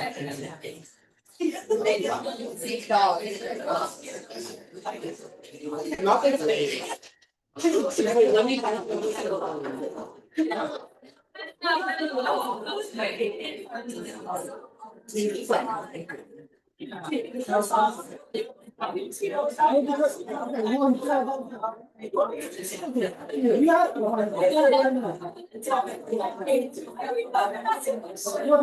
It's like a roller. I was just like measuring like.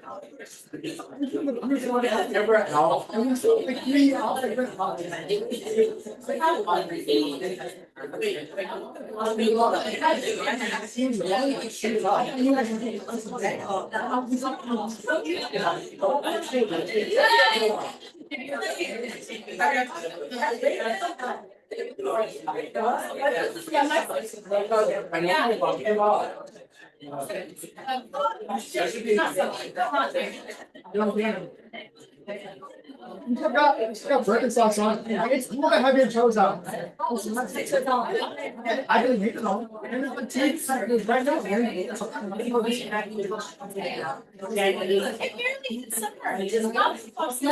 Let's unpack your discomfort. Why do you think? No. Put it on the agenda, put it on the agenda, unpacking Tia's discomfort. Unpacking skills are something. So what is it? Shout me out. Yeah.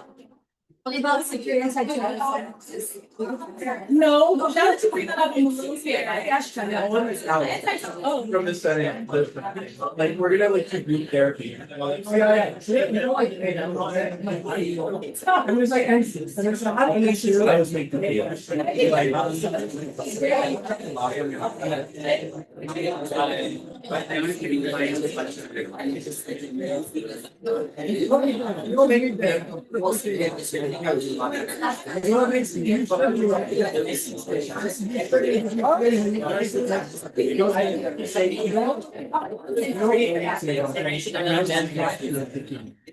That's, I'm just saying, this is not an endorsement. No, all I'm saying is, it will just balance the issue on Friday. It's like, yeah, actually, I'm gonna. That's calm in a second. There's so much grappling between. I'm really glad I whatever can I figure out.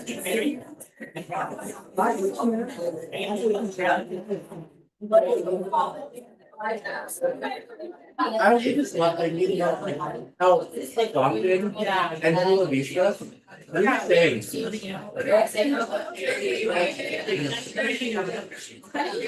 Stockton and Chula Vista. Where's that? Well, I grew up in Winter, California. It's like I would say, yeah. I'm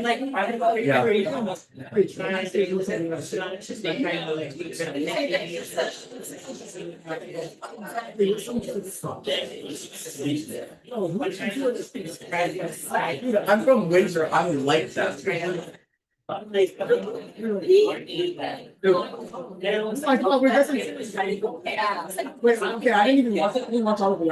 I haven't. I heard one thing. Is there a mic? He's like, yeah, I'm like, I literally grew up in the ghetto, guys. Wait, what? I'm from San Diego. Is this of the ghetto? Actually, this one? Oh no. Well, no, exactly. Not really. Not really. No, wait. No. It depends where you're going. No. It depends where you're going. It's big. Like there's like discrepancies. They have nice houses, Wait, once you go down, yo. Once you hit San Isidro, oh no, you don't want to hit San Isidro, and it stank there too. It stank there too. Is it really that bad? Oh, what? Right, isn't it just like food trays in the bag and they were like caffeine, so I walked and I was like, and they went back to see something. I started getting kind of old.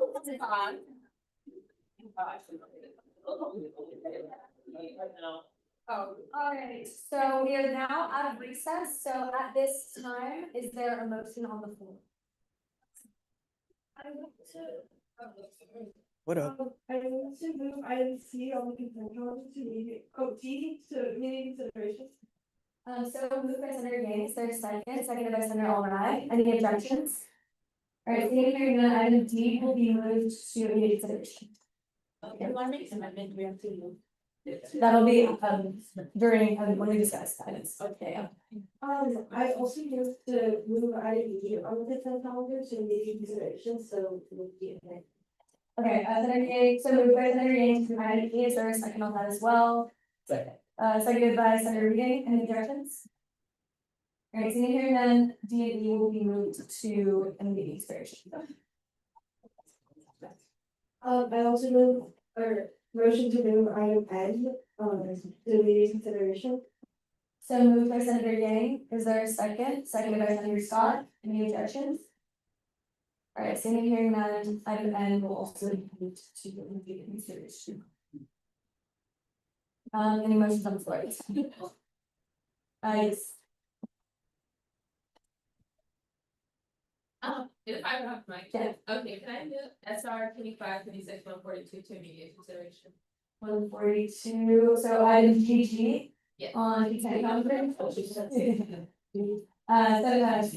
advocates even motions to item GG on consent calendar.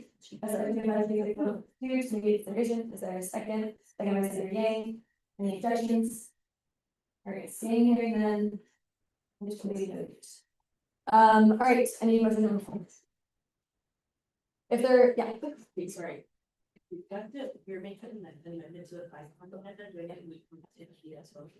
I think somebody motioned, yeah, it's, yeah, Senator Yang moved it. Yes.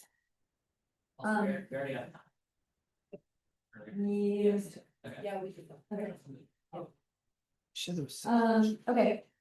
And the motion on the floor is signed. If there's no more motions to move things around, then, I would recommend approving the consent calendar, we can vote on it, whatever it is. Motion to approve the consent calendar. Senator Scott moves to approve the consent calendar, is there a second? Seconded by Senator Solomon, any objections? Seeing here none, the consent calendar has been approved unanimously.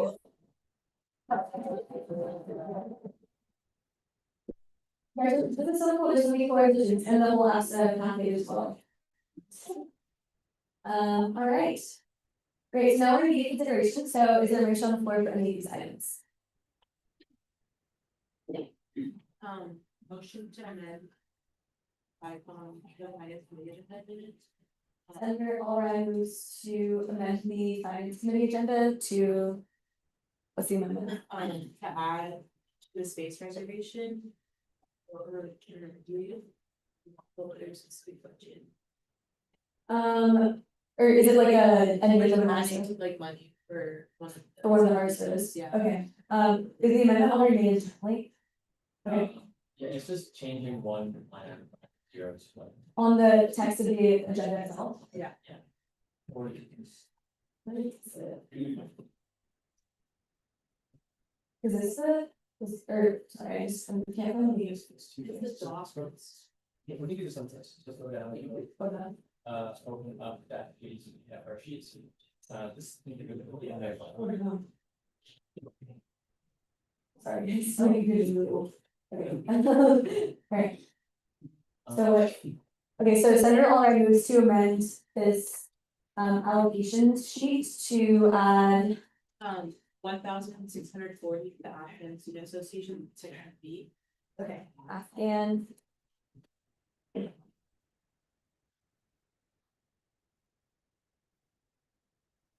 Okay, to Afghan Student Association. Further space reservations, there's one on the bottom. That's the one.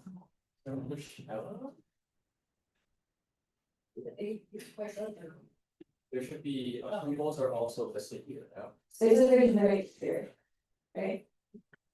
What else is employee? But this column says requests. There's no spreadsheet below it that says approvals. Then another sheet. Oh, okay, fine, then it doesn't matter. Okay. Okay. Um.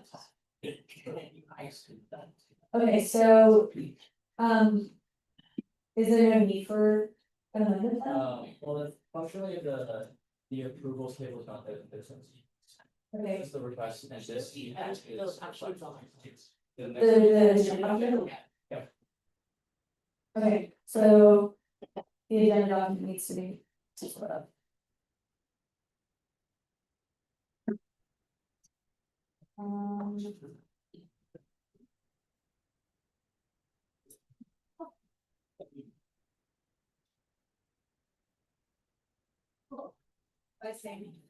Okay, is that on the agenda? Okay, so Senator Albright motions to amend the FICOM agenda from Monday evening to add 1,640 allocation to the Afghan Student Association for space reservation. Is there a second to that motion? Seconded by Senator Imam. Any objections? Okay, seeing hearing none, then that will be amended. Is there another motion, please? Yeah. I move to amend Senate Resolution 1. Senator Shway moves to amend Senate Resolution 120. Okay, what is the name? We wanted to add a therefore be resolved clause. I think it's currently underlined in the document. Okay. So moved by Senator Shway to amend this resolution to add the underlined text here. Is there a second? Seconded by Senator Abusi. Any objection? I'm saying here that this resolution will be amended. Okay. Yes. Need to add, Margaret Solomon has co-responsibility. For 120? Yeah. Okay, Senator Solomon moves to add herself as a co-sponsor to 120. Is there a second? Second by Senator Mendez. Any objections? All right, so hearing none, Margaret will be added. Okay. Is there a motion? Wait. Is there a motion? Yeah. Move to amend SR 2526-134. What is that? We are amending to add the listing companies that we suggest avoiding allocating funds to. And I sent admin office the amendments also reflecting a change in the template. So that it's consistent with all resolutions that are submitted. Right, so Senator Nunez moves to amend SR 134. I'll, take a second for I'm not students to change it so that you all can review it. The amendments are underlined and the values have changed. So just so that since everyone gets a chance to review it. I'll give it a quick minute. Can I also just talk about it a little bit? No, because we're in motions. If you want to talk about it, you have to. Yeah. So. Yeah. Unless you want to retract your motion and open it votes. Senator Nunez moves to amend SL 134 to add the underlined text. Is there a second? Seconded by Senator Reading. Any objections? All right, seeing hearing none, 134 is for a minute of it. All right, is there a motion? Can I make a motion to open the formal discussion for 2 minutes? Okay. As far as 134. Yeah, the is where we sit with informal discussion for 2 minutes on item A, seconded by Senator Scott, any objections? Alright, seeing hearing none, informal discussion is open. Okay, I just quickly want to go over this resolution, and kind of just clarify that this is essentially a commitment, for the ASUC and specifically for FICOM to avoid allocating ASUC funding to our student that request funding, for any corporations that they may tie to or might, have a contract with or any sort of thing like that, that specifically have contracts of federal immigration enforcement, and this is just a further commitment of the AUCC showing that we align ourselves with protecting undocumented students from extended families, and so on. And so I just want to make that clear. Please review the resolution and if you have any suggestions or edits. And I'm also open to any proposals. So yeah, that's pretty much it.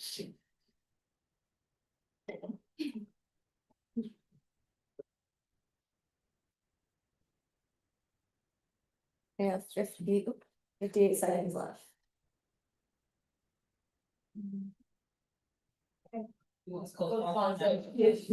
Oh, you guys.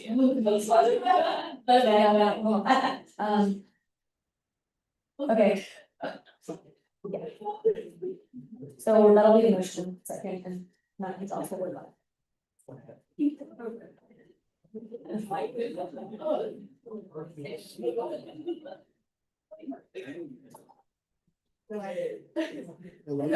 Shout out real quick, while I'm in office, as co-sponsor, shout out to my legal associates, Maria and Danielle, for working on this.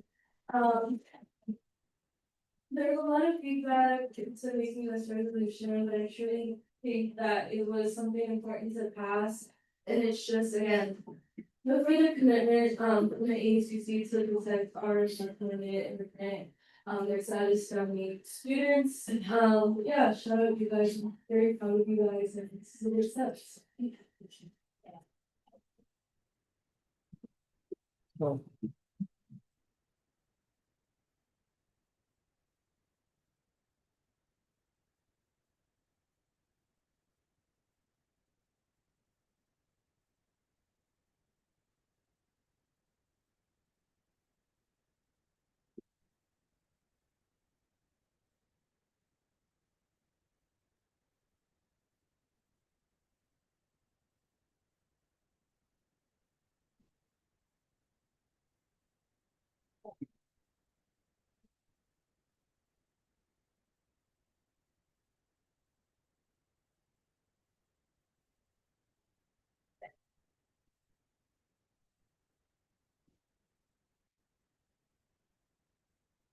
Last call.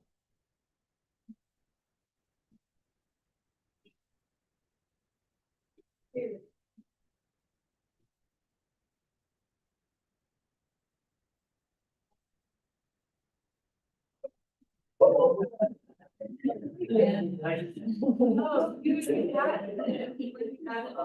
you now.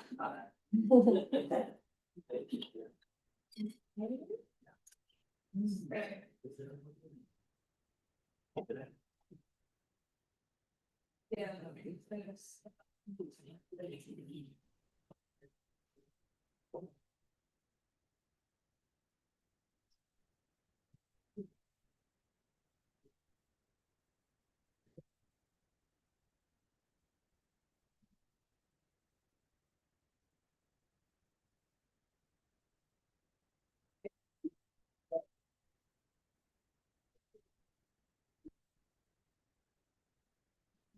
It's all right, maybe we just include that amendment in the first one as well.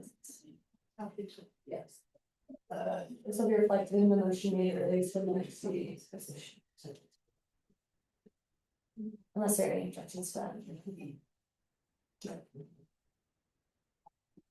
All right, time is elapsed for informal discussion, the resolution has been amended, is there a motion?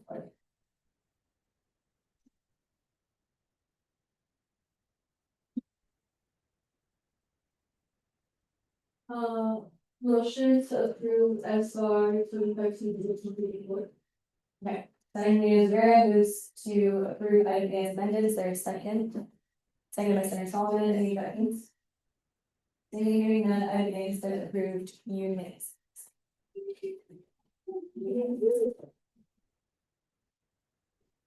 Okay.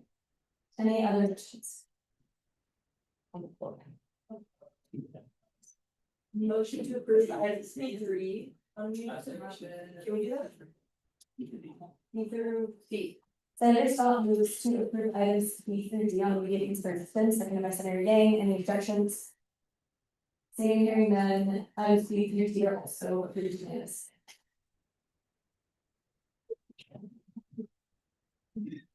Motion on the floor. Yes. Motion to open informal discussion on SR.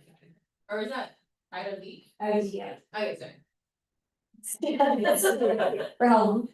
5 minutes. So now we Stephen moves to open a formal discussion on SRP Act 6142, 5 minutes, is there a second? Second by Senator Rodarte, any objection? Okay, so you're hearing none, and formal discussion is now open.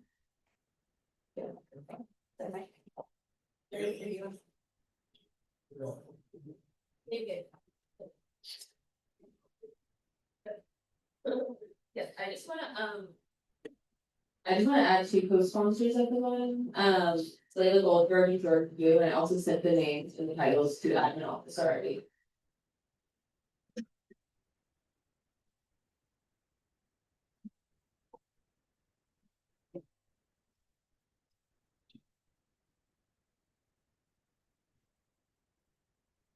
Yeah, I'm accepting any other co-sponsorship as well.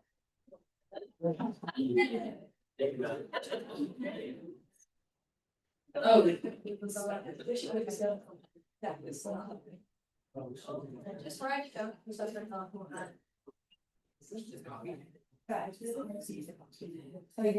only this both?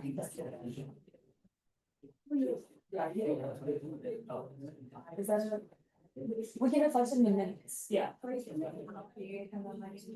No, just for like the public purposes, I think we can just like make a little comment on the agenda, and be like resolution amended to include. And then she can paste it.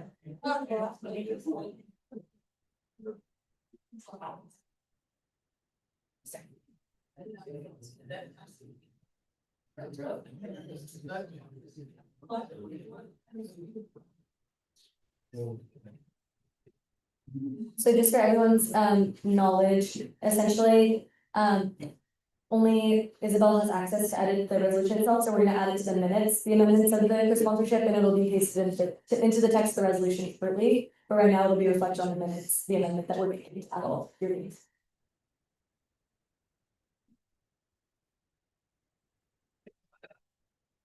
Yeah.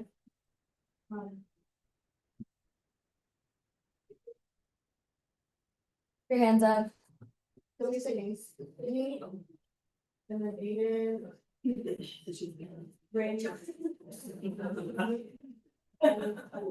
Yeah. Right. Right. Yana. Jada. Sean. Wolfman. Anthony. Abdullah.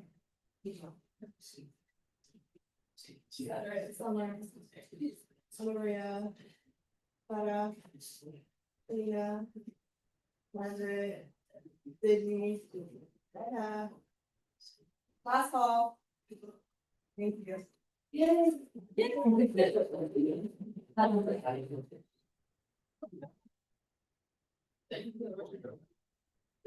sort of destined to. Yeah.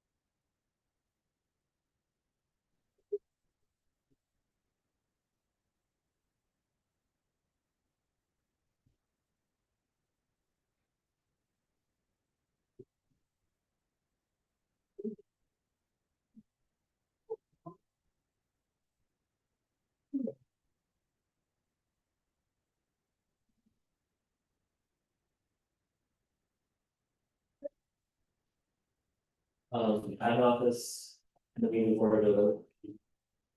I wanted it to be on the agenda first, so that it's visible, so I kind of.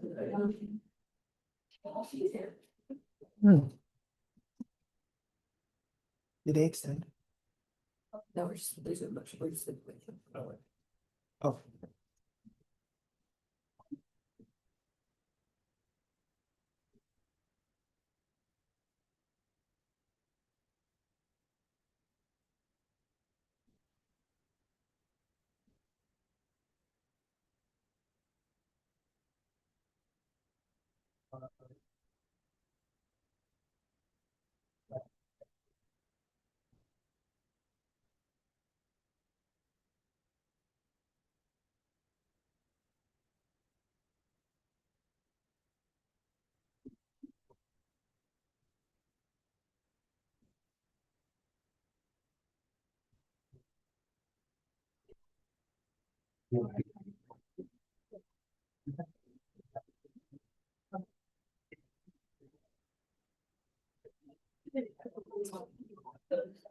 I don't know, you said.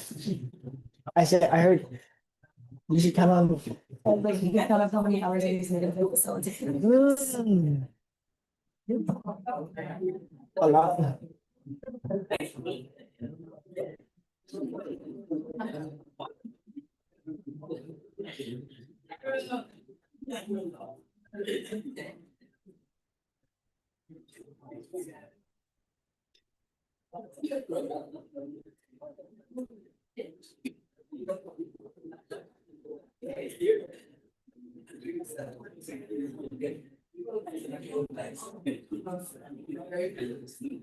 I'd like to.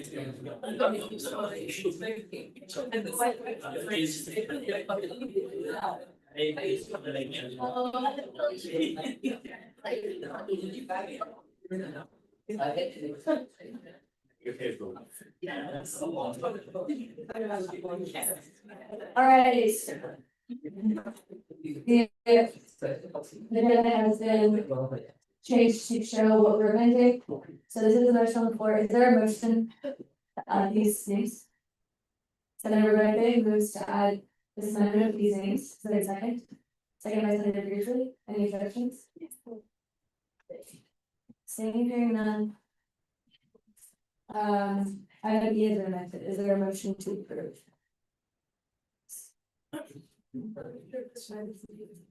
Senator Yang moves to approve item E as amended. Is there a second? Second by Senator Mendez. Any objections? All right, seeing hearing none, item E has been approved unanimously.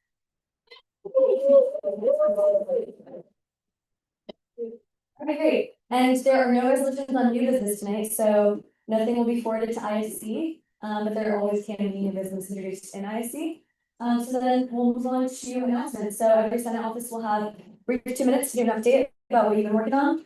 And I'll tap my gavel when we have 50 seconds as always. So we can go ahead and get started. Maybe we start over here with Senator Scott. I'm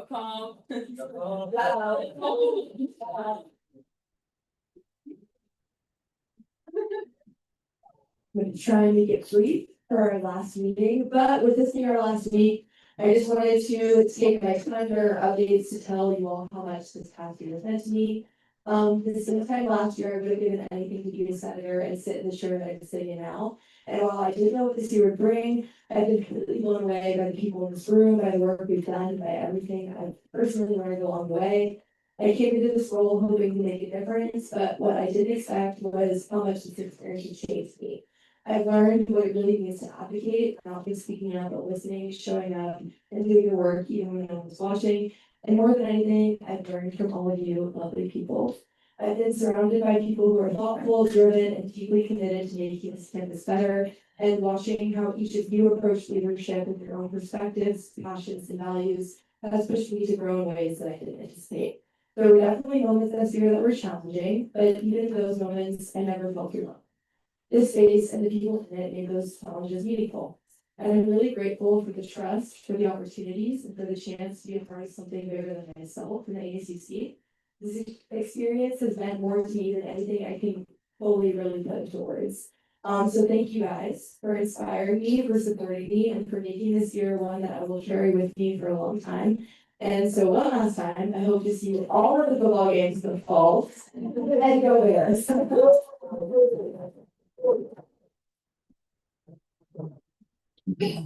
Motion to extend Senator Reedy's time by 5 minutes. So moved by Senator Scott, seconded by Senator Cannon. Any objections? Thanks, guys. I have been doing a lot of writing recently, and I wrote a little something this morning that I wanted to share with you all. Kind of about growing up, because I feel like it resonates with all of us in my time in ACC and all of our collective strives to fight for our individual communities with no regrets. So, age, it is a terrifying thing, but wise. It should be a beautiful thing. It signifies strength, it empowers years of wisdom, and represents the most important things in life that last the longest. The things in life without an expiration date, the memories, the emotions, the thoughts, the prayers, the friends, and the time. I have been scared of growing up and moving on for so long, terrified of change. Age has always been a worry of mine, a thought in the back of my head withering behind everything I do. Everything I say, did I do enough? Am I loving enough? Am I living enough? I walked to the Pete's Coffee this morning to get an iced white mocha with caramel drizzle. I don't like coffee, nor do I drink coffee, but I wanted to feel something. I wanted to try something new. And to be honest, I saw a sign in the window that said Pete's Sports Union Workers, and that was enough for me. Upon my entrance, I watched an older woman go up to a friend and say hello. She didn't look excited, rather she looked nervous. She looked as if she was a toddler meeting a friend on the playground for the first time. That moment, that feeling scared me. I don't want to let age change me and make me start from scratch. I don't want age to frighten me. I want age to fuel me in my future. To be honest, my fear of age comes from the thought of my physical appearance slowing or the wrinkles on my forehead starting to show. But deep down, what really seeks my fear of age is the feeling of regret. I have always been someone who said yes to everything, takes every opportunity steadfast, like a steamboat turning full force. Like a steamboat, I want to leave behind a trail, but not one of smoke, not of pollution, rather full of love and life. I want to leave a trail behind me of trust, kindness, but most importantly, love. My trail will not pollute like the steamboat, but rather it'll save and it'll heal. It will remind that people that even in the darkest of time, there is a will and there is a way. There are kind people out there who live unapologetically and who lead with kindness always. That's the life I want to live. That's the trail I want to leave behind. Even one small moment I can change, one small smile I can make, or one small day I can uplift, or a hug I can embrace, I will have done my job. My friends always ask me over and over why I love to be involved. They ask me why I go out so much and why I want to see my friends and experience as much as I do. The answer is quick. The answer is quite simple. I want to live. I want to live life with no regrets. And if that means a little less sleep and spreading myself a little thin, then so be it. I want to live a life without regrets and full of opportunity. I always tell people that my greatest advice in life is to always say yes. Say yes with passion. Say yes like your life depends on it. Say yes so others return the favor and say yes back to you. I don't want to regret anything in this life. That is what will help me get over my fear of age and growing up. Living a life with no regrets won't make me look back at my teenage years and wonder. Living a life with no regrets won't make me question my past and wish something more. Instead, it'll feed my dreams and fuel my steadfast vision for the future. It'll give me happiness and wonder. Remind me that I lived a life worth living. I lived a life true to me. I seized every opportunity and every moment like it was my last, because you never know what the future holds. Sometimes it is bright and sometimes it is dark.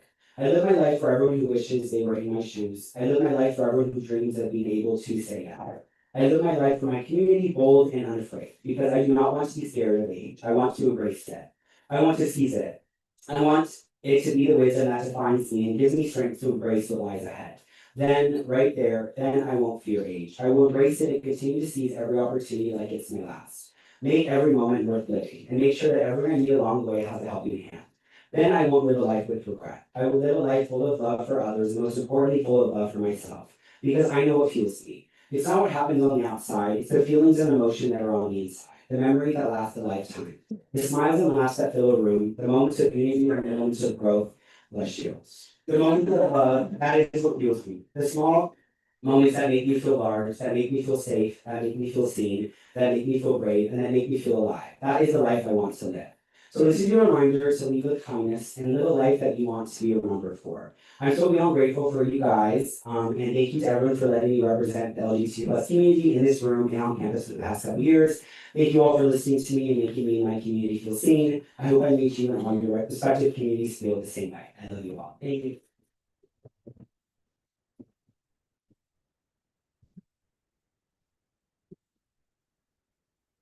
Well, thank you, Ada. That was really beautiful, and I am I am a little peer pressure because I didn't prepare the second.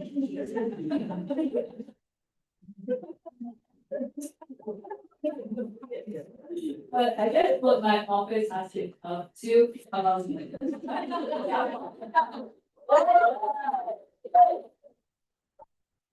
I just wanted to reiterate, how in the presentation, we were emphasizing urging your representatives to co-sponsor the bill to codify OPT. It really means a lot to international students, especially when we are facing so many threats from the federal administration regarding work opportunities. So please consider urging your representative yourself and then sharing this to your office. And then I'm also gonna give shout outs to my office members after sitting after me. Alexandra, my executive director who produced like 60 pages of bills. Thank you, Alexandra. And then me, my international affairs director, who organized a lot of community events this year for international students. So thank you, me. Oh my. And then I'm also gonna give a shout out to my chief of staff Tia. Now helping out with our bicycle guild. I really enjoyed that they were given, so thank you, Tia. Yeah, whatever. Yeah, that's all that I have for my updates, and I hope everyone enjoy your finals, or like the love with your finals. I'm sorry, it's a second language. Thank you. Hello, yeah, so we actually have one last event tomorrow. We have a house of prayer going on tomorrow night, so if that's remotely interested, that's happening. And then one thing I wanted to say was, when I first stepped into last year's succession summit, I was so lost, and I genuinely, like, the people I talked to, I don't remember who I talked to, and to think about how far I've come this year alongside all of you has been so great. And I think it's really easy to get caught up in like, oh, I wish I could have done more. I wish I could have done better. But I want you guys to know that your worth isn't in what you can do, but rather what you stand for. So if you even have that in your heart, I'm so beyond grateful for all of you guys and for everything that you stand for. And then one thing I wanted to leave you guys with is actually the verse for in my Instagram bio. It's from Lamentations 3:22-23. The steadfast love of the Lord never ceases. His mercies never come to an end. They are new every morning. Great is your faithfulness. So I hope that as you guys go on to wherever you go to, you would know that his blessings will never stop. And I hope that you guys can really relish that and live your life in gratitude. Thank you, guys. Okay, bear with me because I'm a little sick. I'm sorry, guys. We have a couple of events coming up, a lot with Kiana's office, he's been such a great collaborator. I think I also want to shout out, executive appointed, Abby, Isha, Shelby, Daniel, Brittany, Jenny, Calvin, J9. I see you, Shelby, yeah. Matt and Mikhail as well. And all of you, and especially SCOM for being such a great support system. I couldn't imagine being part of a better Senate full court and working under such a great execs and appointing team as well. It's been a pleasure to represent the Latino community and to also get to learn a lot from all of you. I think my biggest takeaway from this year's Senate class is to always be open-minded, considerate, and kind. And I know that that's going to carry on to our future careers wherever we're not English. Guys, it wasn't my first language, so. But I can't wait for all of us to be future colleagues, and I'm incredibly proud of everyone here. And I'm truly speaking from the heart and maybe a little bit from the courage, but I hope that in some way, I meant something to you guys throughout your Senate term and likewise you all mean something to me, even if I didn't interact with you as much, but truly I'm inspired by everyone here and I hope you continue your advocacy and your passions in any sort of avenues or pathways that you guys end up taking. And so thank you all so much for allowing me to collaborate with you all and genuinely, I'm really grateful for it. And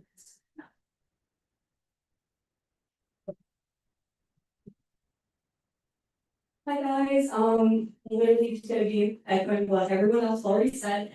I'm so grateful to be part of the ASUC and honestly I've learned more from my time here than any other class that I've ever taken at Berkeley. But being in this space is not something that I take lightly and I know that you guys don't either. And like everything going on at Berkeley and in the world in general, it's hard to like stay optimistic sometimes. But representing international students, especially now, is something that has really fueled both like my passion for public service and even more so, I'm really excited for the next round of senators that are going to be representing the international community because it's very, very important and I know all the challenges that come with that.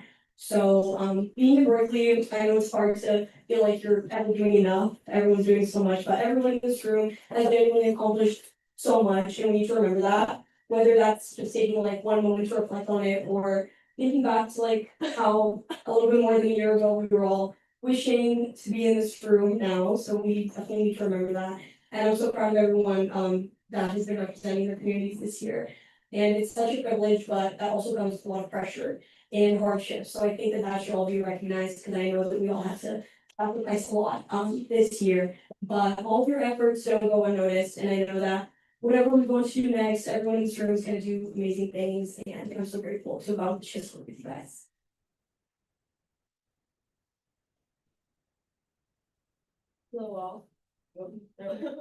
Hi all, I'll just quick shout out my events for this week. I'm wrapping up my office.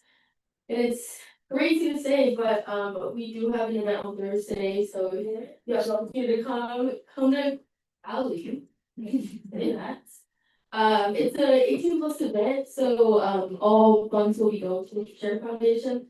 It's an initiative one of my really incredible execs have been working on. His name is Stefan, shout out to him, he's not here, but he's been a really great backbone of the entire office. So yeah, you can come out tomorrow, that would mean a lot. And then also we do have our last event called Running in Her Shoes. So like it's a 5K in commemoration to all of the designated survivors. So if you can show up, please do. And again, I'm so incredibly grateful to be in this space with everyone here. You're so, what's the word? I don't know. I can't really say much, but I guess Spanish is wait, English is not my first language, so I can say that. But yeah, I'm incredibly grateful to be in this space, and I do want to shout out my office. You guys in the back. Okay. Can I extend my time for like 3 minutes? I should say extend Kiana's time by 3 minutes. Senator Cannon moves to extend time by 3 minutes, seconded by Senator Yang. Any objections? Okay, so before I close, I want to take a moment to recognize the people who made it all possible in my office. My team, thank you for being the backbone of everything we accomplished this year. Your dedication, creativity, willingness to show up again and again never went unnoticed. From long meetings to last minute event press. From big ideas to small details, you carried the work with so much care and attention. Each of you brought something unique to the office. You challenged me, you supported me, constantly reminded me why this work matters. I'm so proud of the community we built, not just a team, but a space grounded in trust, compassion, care, kindness, and purpose. Thank you for believing in me. Leadership can feel heavy at times, but having you all behind me made all the difference. I could not have done it without you. Thank you for trusting me, supporting me, and allowing me to serve. I love you guys. Thank you.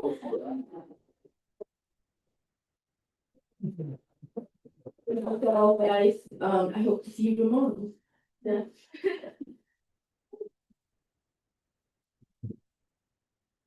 You guys, it's gonna be trying to surprise Sean. Okay, guys, so the office Friday never stops. We have an event tomorrow in the Brains office about API healthcare. It's gonna be right here in Sunny Chambers from 4:30 to 6:30, so show up, please. In the finals week, so not even during February, during finals, I'll be speaking at the Lucas 20th anniversary event with the Disability and Access and Compliance office. And then also, I'll be calling my boss to Stanford, because they asked me to be on the panel about disability. And that opportunity wasn't available if it wasn't for the ACT. Oh, geez, okay. I want to thank everybody, especially those of you here in my office behind me. Being in disability advocacy for the past 5 years, I started this advocacy journey alone, and building an office family of over around 80 people total, and even though within the Senate class is something that I never envisioned myself doing.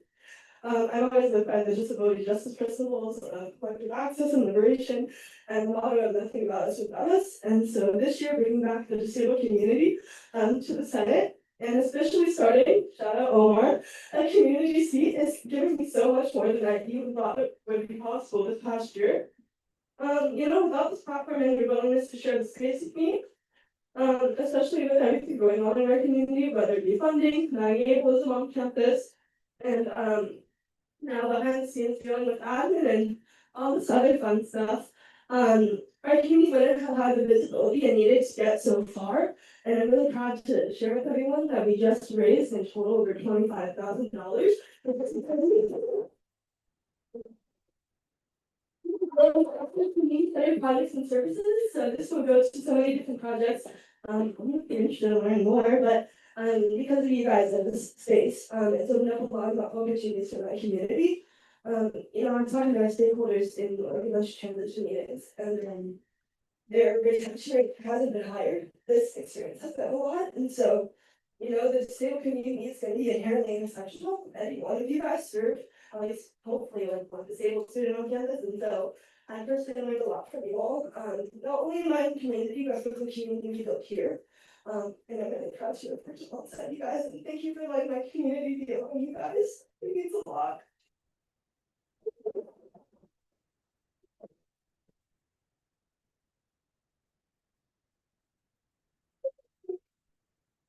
Thank you all for sharing. Very heartwarming. Yeah. I'd like to close on my turn. I also just want to say thank you, Matt, to Mikhail, to Matt again. Every single one of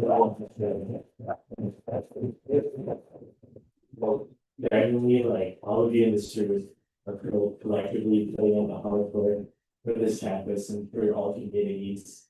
Serving as one of your ASUC senators this year has been one of the most meaningful experiences of my time at UC Berkeley. Like most of you all here in this room, I'm also a transfer student. I was first introduced to the ASUC even before I was officially enrolled at Cal. So I met my co-intern and then ASUC Senator Kyle Brown, and he entrusted me to be one of his chiefs. I was immediately fascinated by how different the ASUC is from all the student governments that I've been a part of in the past. So yeah, I also want to shout out Abby. Thank you for giving me the chance to be a ledge. Thank you for entrusting transfers and integrating them into these spaces. It has truly been an honor.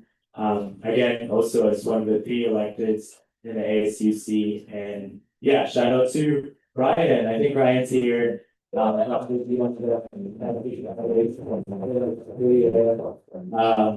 also honored to be the first transfer to the next community in this state. I really carry this role with a deep sense of honor and responsibility. Knowing that I'm not just here for myself, right? I'm not just here for myself, but truly, I'm here, because of the communities that shaped me. Can I have an extension of 2 minutes? I'm to extend Sean's time, but she Senator Reading moves to extend the time by 2 minutes, seconded by Senator Rodarte. Any objections? Gonna skip most of these, but I just want to say none of this work was done alone.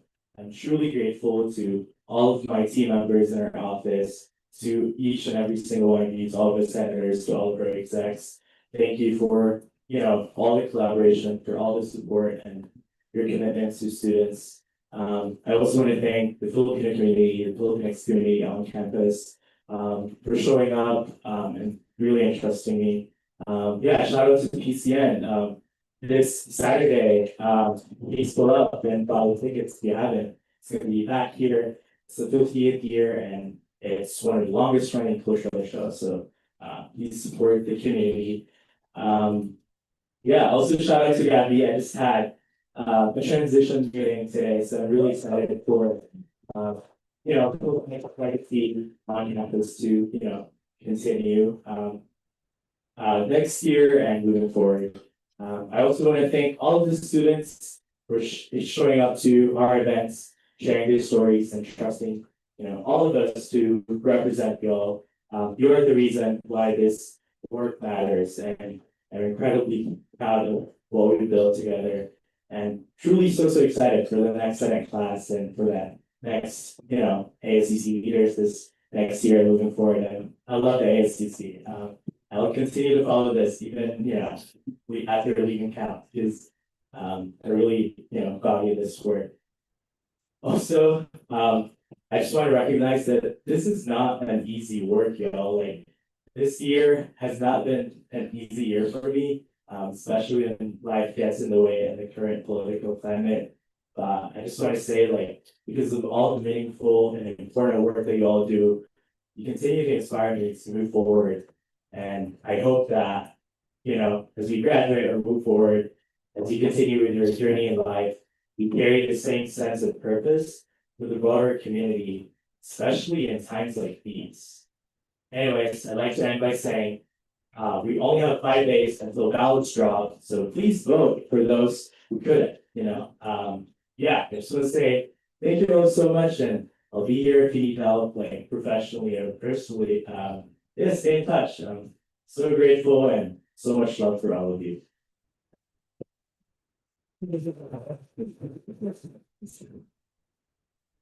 Alright, well, hello. So I won't lie, I'm pretty excited to graduate, but this being the last meeting for me, it's definitely like a bittersweet feeling.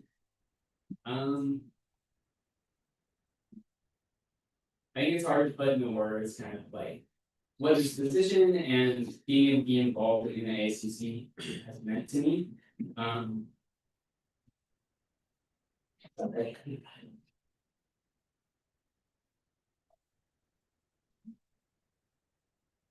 I've met some of my closest friends through my time here, alongside the opportunity to meet some absolutely incredible individuals who share a similar drive to change our institutions, to better serve students and communities.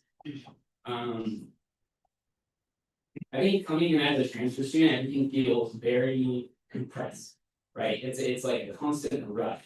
You come in almost like doing like a transfer, and then you're immediately like a senior. It's the best way to describe it. And I think on top of that, there's like this pressure. Combined, there's this pressure to make meaning out of that and do something meaningful through a very short and limited window of time. To build, to contribute, and to do something better than how you found.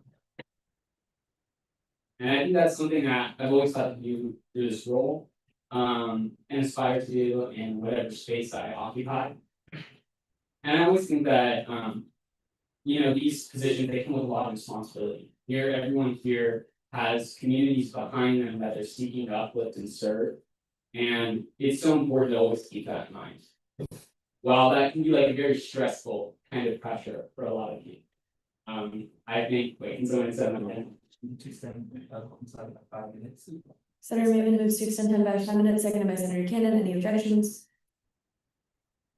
Well, I'm sure that's like a very stressful feeling for all of you. I think something that has always motivated me, and I'm sure for many of you as well, is having the opportunity to work alongside such a diverse group of passionate leaders working towards a shared purpose. And so I want to give a round of applause and thank you to all of you for that additional motivation. I hope that motivation continues to serve you guys, especially those who are going to be in these positions continuing in the future next year as well. So thank you guys.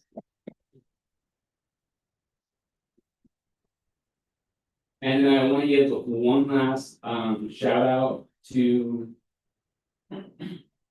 sorry. A special thank you to my chief of staff Nana and my PR director Amber, who have been two of my closest friends and most involved in my office. They've been my sounding board, my reality check, and a huge part of making sure that ideas don't just exist, but really turn into something active. So special thank you and shout out to them, of course. Thank you.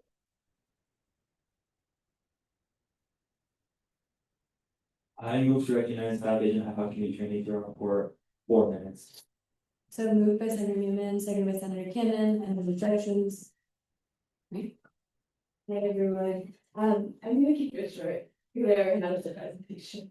But thank you for passing our offices and resolution calling for Berkeley to preserve South Asian studies and South Asian language instruction in response to federal title those terminations. At this school, I think that advocacy goes beyond cultural initiatives and events. It's also about our education, and preserving these programs and protecting them also means that we have access to them, that students have the ability to deeply engage with, for us, our history, our language, and our community. I'm so proud of the work that my office has done this year towards this and our initiatives, and I'm really excited to keep pushing this work forward. Even though we didn't have a seat in the this year, I want to thank everyone who had faith in me. I'm so happy that I had amazing people like you guys who stuck by me and allowed my community to accomplish everything that we did. And I'm so thankful for each and every one of you. It's been such a privilege to sit beside you guys as Senate class. So yeah, thank you for being in this platform. Each and every one of you is so inspiring to me. So thank you again for your advocacy, your care, and your commitment to this work. The ASUC has been such a large part of my time at Cal, so I'm really thankful to have such great memories to look back upon, whether it be like these Wednesdays or just this whole year, and I definitely will look back. It's so much funness and pride, so thank you.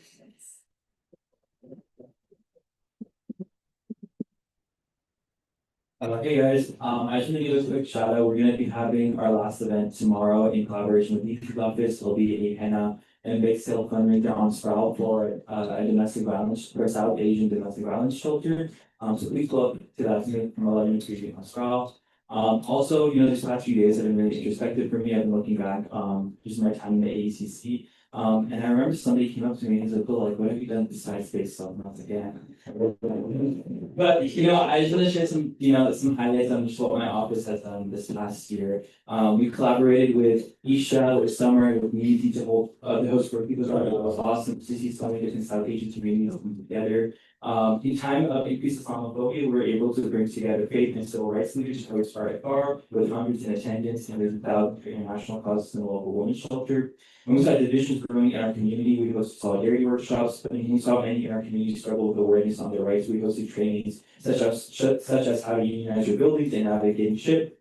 When free speech was under attack, we confronted administration head on and mobilized students. I won't be missing the meetings that I've had with the academic freedom committee, where I was the only person of color and only undergraduate student. It was daunting to be the only one advocating for protections for diversity statements and against the suspension of lecturers who protested against the genocide. Our office also recently secured $7,000 to provide hundreds of low-income students with pre-professional clothing for years to come, and spearheaded partnerships to provide all Cal students with discounts, making Berkeley a little bit more affordable for all of us.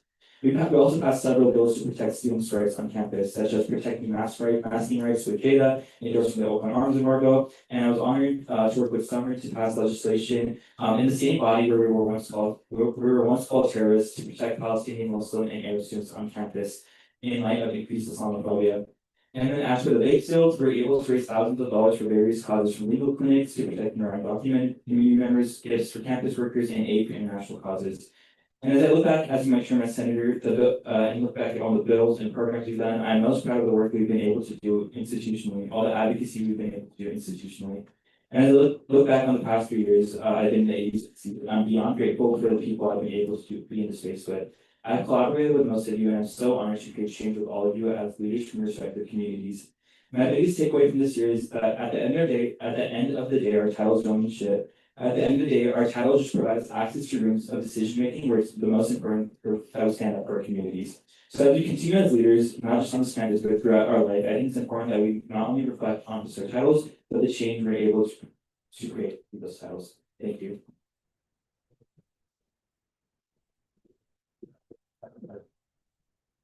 Hi guys, all of you guys have said such amazing things. I just wanted to thank you guys all for such an amazing year.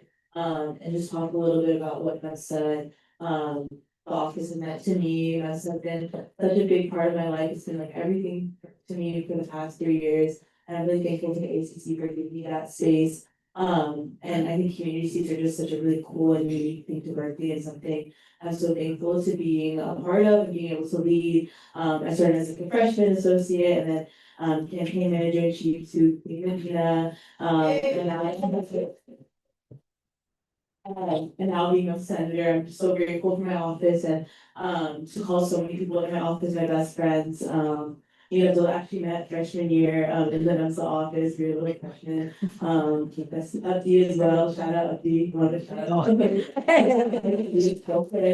And yeah, I think it's like the way I've been able to help my community in such a really unique and cool way, whether it's through FICON, helping with spaces, hosting teach-ins. It's just been such a blessing to be senator, and I'm sad to say goodbye. It's been so fun. It's such an honor to represent the people I hold so dearly to me. And yeah, shout out Arjun, my successor. I'm so excited for her. She's one of my closest friends, and yeah, she's gonna eat so hard. I'm really excited to see her term.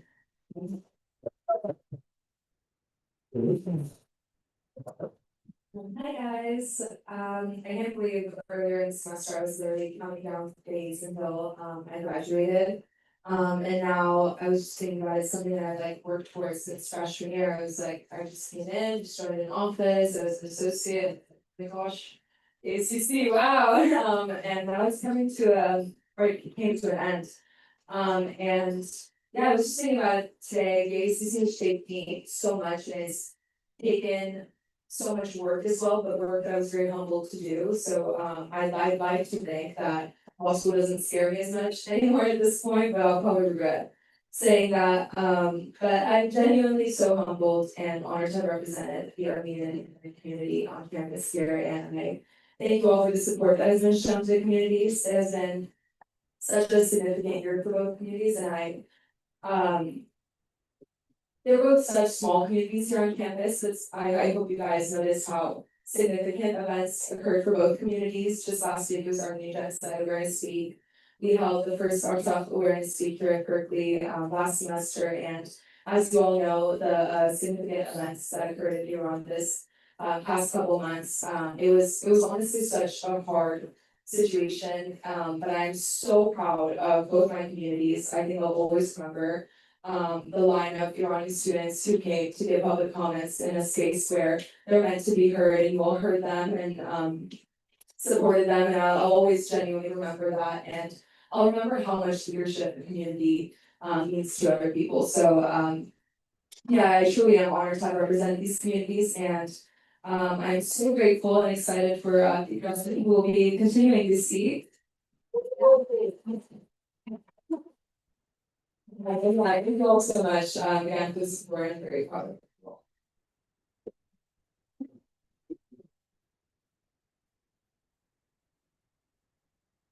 all. Thank you everyone for everything that you said. I don't really have a speech, but I would thank everyone for everything that you've done for UC Berkeley, for your communities, for those around you. I'm incredibly proud of you and I'm always motivated by you. The ASUC was actually the reason why I chose UC Berkeley. I had no idea what UC Berkeley was applying.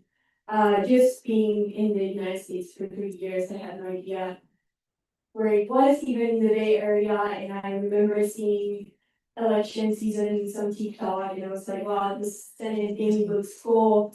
UC Berkeley seems like a place where my advocacy can fit. And then I joined an office, and then eventually I became senator, and it was incredibly impactful. It shaped who I was, it shaped my advocacy, it shaped who I was as a person and a student. It wouldn't have been possible with every single one of you, especially coming here this Senate class, representing the community I represent. It was a big step for my community, not just for myself. Every single day I step out of my house knowing if maybe I won't come back. I don't know if the next call from my mom will be saying that my dad might not be coming back. And you guys motivated me every single day and gave me strength to show up, to be there for my community, to be able to organize, to show up to other communities, for other communities, to be able to uplift the people who look like me, who have gone through things like me, and be able to be represented, to have that opportunity to be a senator, to be seen, to show up and say, we're here and we're here to stay, we're here to fight. We can't fight for ourselves, we have a voice. And thanks to all of you, we've been able to show up everyone who has said that we don't have that capacity to speak for ourselves, to show them that we do. We just haven't given the opportunity. And I'm so grateful to be able to have given my community that opportunity to speak for themselves, to show up, to be seen, and to continue to fight for who we are, to continue to fight, to be part of these spaces, to continue to fight for all the rights that have been taken away from us and hopefully create a better place. And I'm very, very proud of you guys because you made a better place for me, for my community, and I hope that you continue to do so. UC Berkeley wouldn't be what it is without every single one of you and the work that you've accomplished. And I'm very, very grateful, very, very proud. And I hope that when you go out into the world, whatever you do, you think about this, you think about it, the work that you've done, you be inspired by every single one of the people who are here, by the work that you did in the ASUC, and you carry those values and uphold them in any space you go. So thank you guys, and I hope you remember this Senate class as an amazing time, not just in your Berkeley life, but also just I hope you cherish this moment for the rest of your life.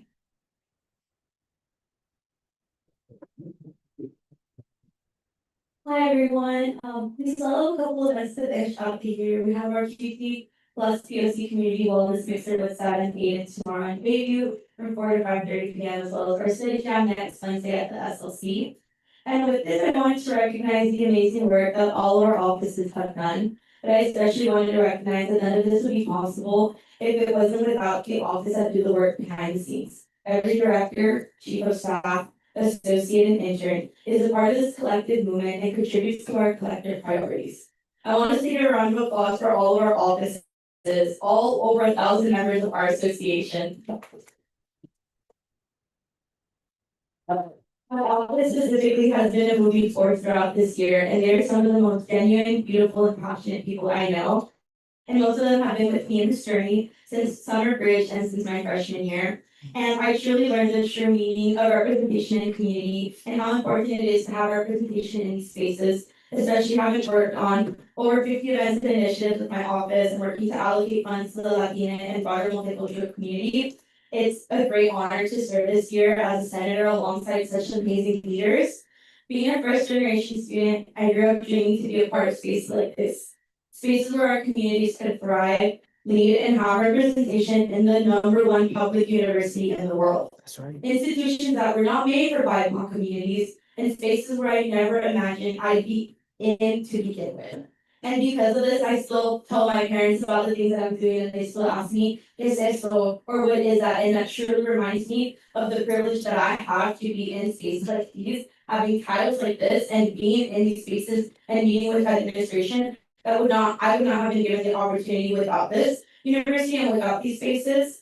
I think I want everyone to recognize that the places that they're in, the titles that they hold, might be tough at times, but some people dream of having the position that you're in right now. So something that may be difficult for you is something that somebody dreams of being in, and I just think it's important to take the time and the grace for everybody to be proud of the work that they've accomplished this year.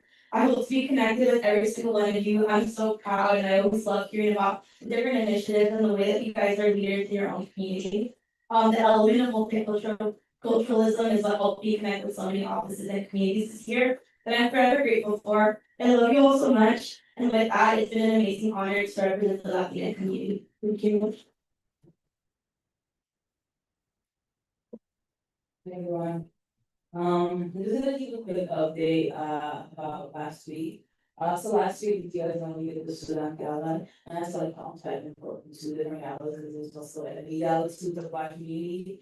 And I just wanna celebrate that through the student gala, you're able to raise 14K from that. And, we're currently working with a partnering, matching company to double it to 30K, so super excited for that. And I also want to talk about that many other because I want to say something that reminded me so much of why I got into the ASUC and why I represent it. It was a lot of appreciation from our community and the state of Black community kind of like get behind me and kind of like show appreciation in that way. It felt honestly so great. And I think like reflecting on the work that we do in the ACC is so important because we get a lot accomplished here, but then we also have to go into the space of these students to as well as each other with different things. And for some other people to the point, you're also student workers in the space too as well, feeling like that. And different experiences too as well. And it may feel like not a lot for us right now, but honestly, it's the start of such a huge legacy. And I think that's something that I started to realize last year, March, when I went to Nigeria. I was in Nigeria for the first time in 10 years, which was insane. And I was learning a lot about my great grandmother who kind of fought against like colonialism of white people in Nigeria. And it was so crazy to see like that kind of legacy being held. And I really thought a lot about how small he probably thought it was at the time, like, oh, this is just something, or this is just something I'm fighting against right now. And it ended up being something so big and something that impacted me to the way I see myself in the world and the way I see myself carrying on with legacy. So I want to let you guys know that every single like puzzle piece you're putting in, every single work that you're every single step you're taking in the space as you see Berkeley, being the #1 public university, you're literally setting up a legacy for those who are gonna come after you. And you're setting up a legacy for yourself, so the work that you're doing is such a huge impact around your family's name, your name too as well. So I just want to say like I'm really proud of you guys. I'm really proud of how far we've come. I'm super excited to continue to serve the HCC next year and continue to do the work and continue to move that legacy for many of us. And it's always going to be a great thing to be a Black queer immigrant in this space. So yeah.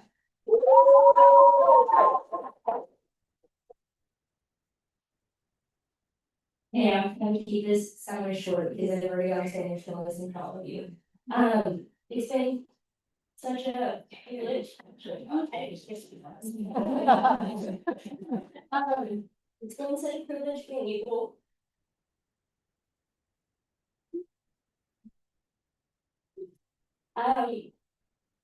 Being.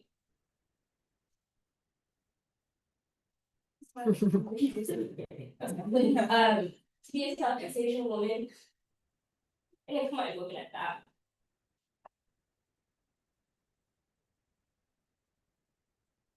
Okay. Somebody. I might have to extend my time. Okay.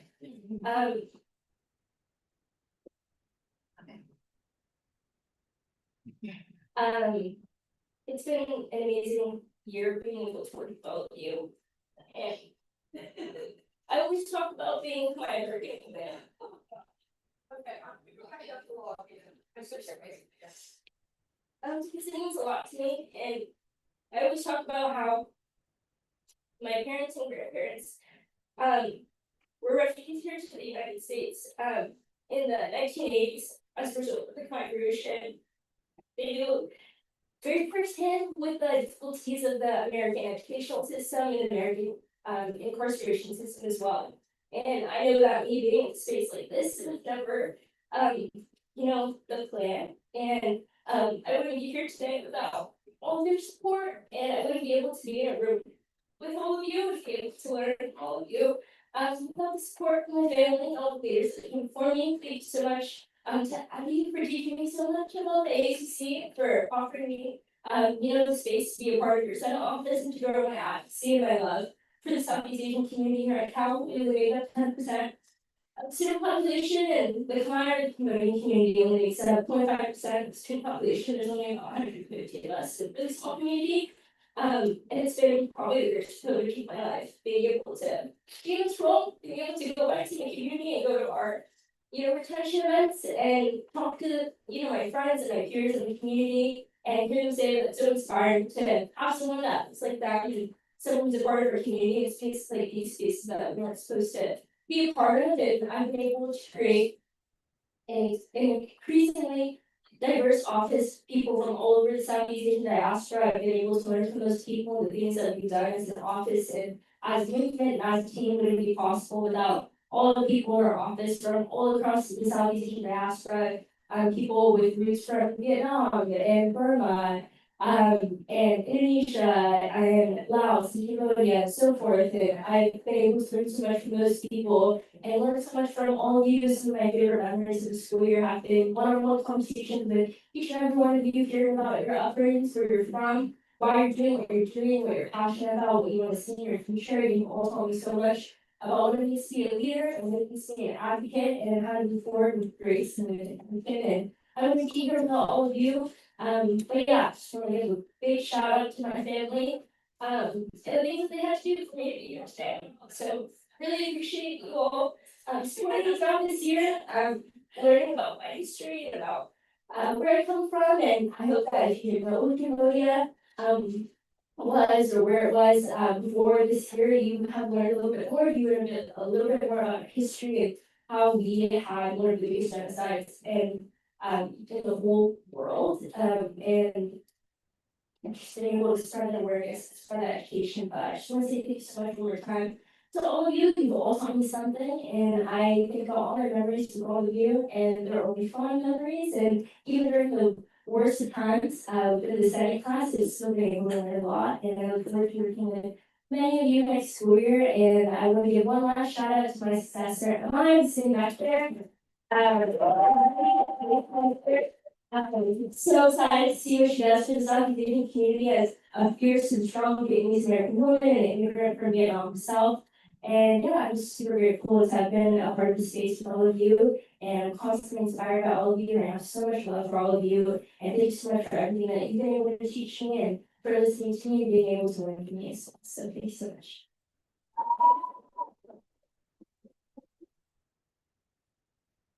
Hi y'all, thanks for all of your kind words. I didn't think I was gonna get too emotional tonight, but I'm really appreciating everything y'all had to say.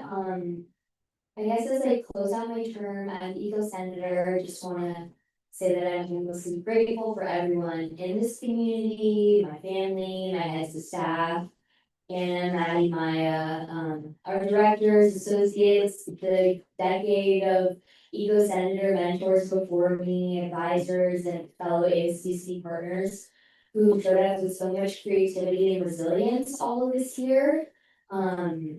This year, thanks to our amazing team, we raised over $43,000 for sustainability projects and environmental justice projects. We hosted over 40 events, engaged over 70 students in our office.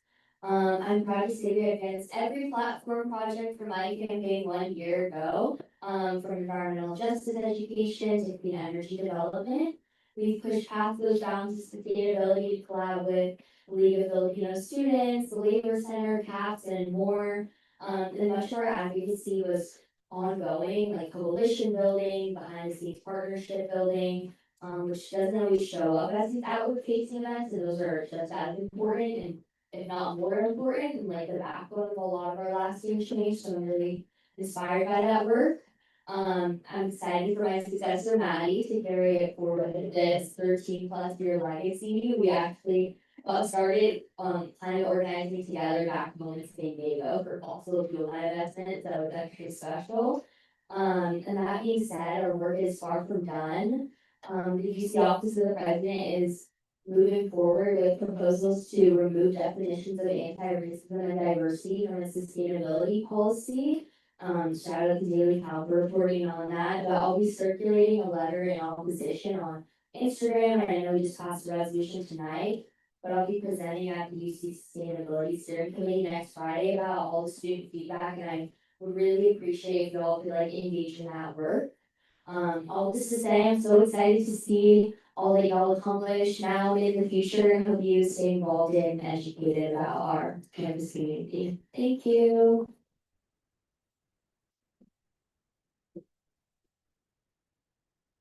Alright, ready, last. Wow, I just don't sound good for the last 2 years. I can't believe like this is the last roll call. This is the last roll call, it's the last motion to do that. Okay.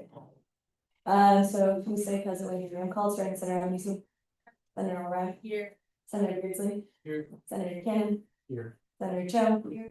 Transfer Representative Udell, not present. Senator Bushani, not present. Senator McCarr, not present. Senator Nathan. Here. Senator Mendez. Here. Senator Nunez Rivera. Here. Senator Rodarte. Here. Senator Sanchez. Here. Senator Scott. Here. Senator Sullivan. Here. Senator Stankovic. Here. Senator Rude. Here. Senator Badan. Here. Senator Tai. Here. Senator Schway. Here. Senator Yang. Here. Alright, is there a motion to adjourn? Senator Scott was to adjourn, second by Senator Newman, any objections? Alright, seeing hearing none, our last session is adjourned at 11:07 p.m.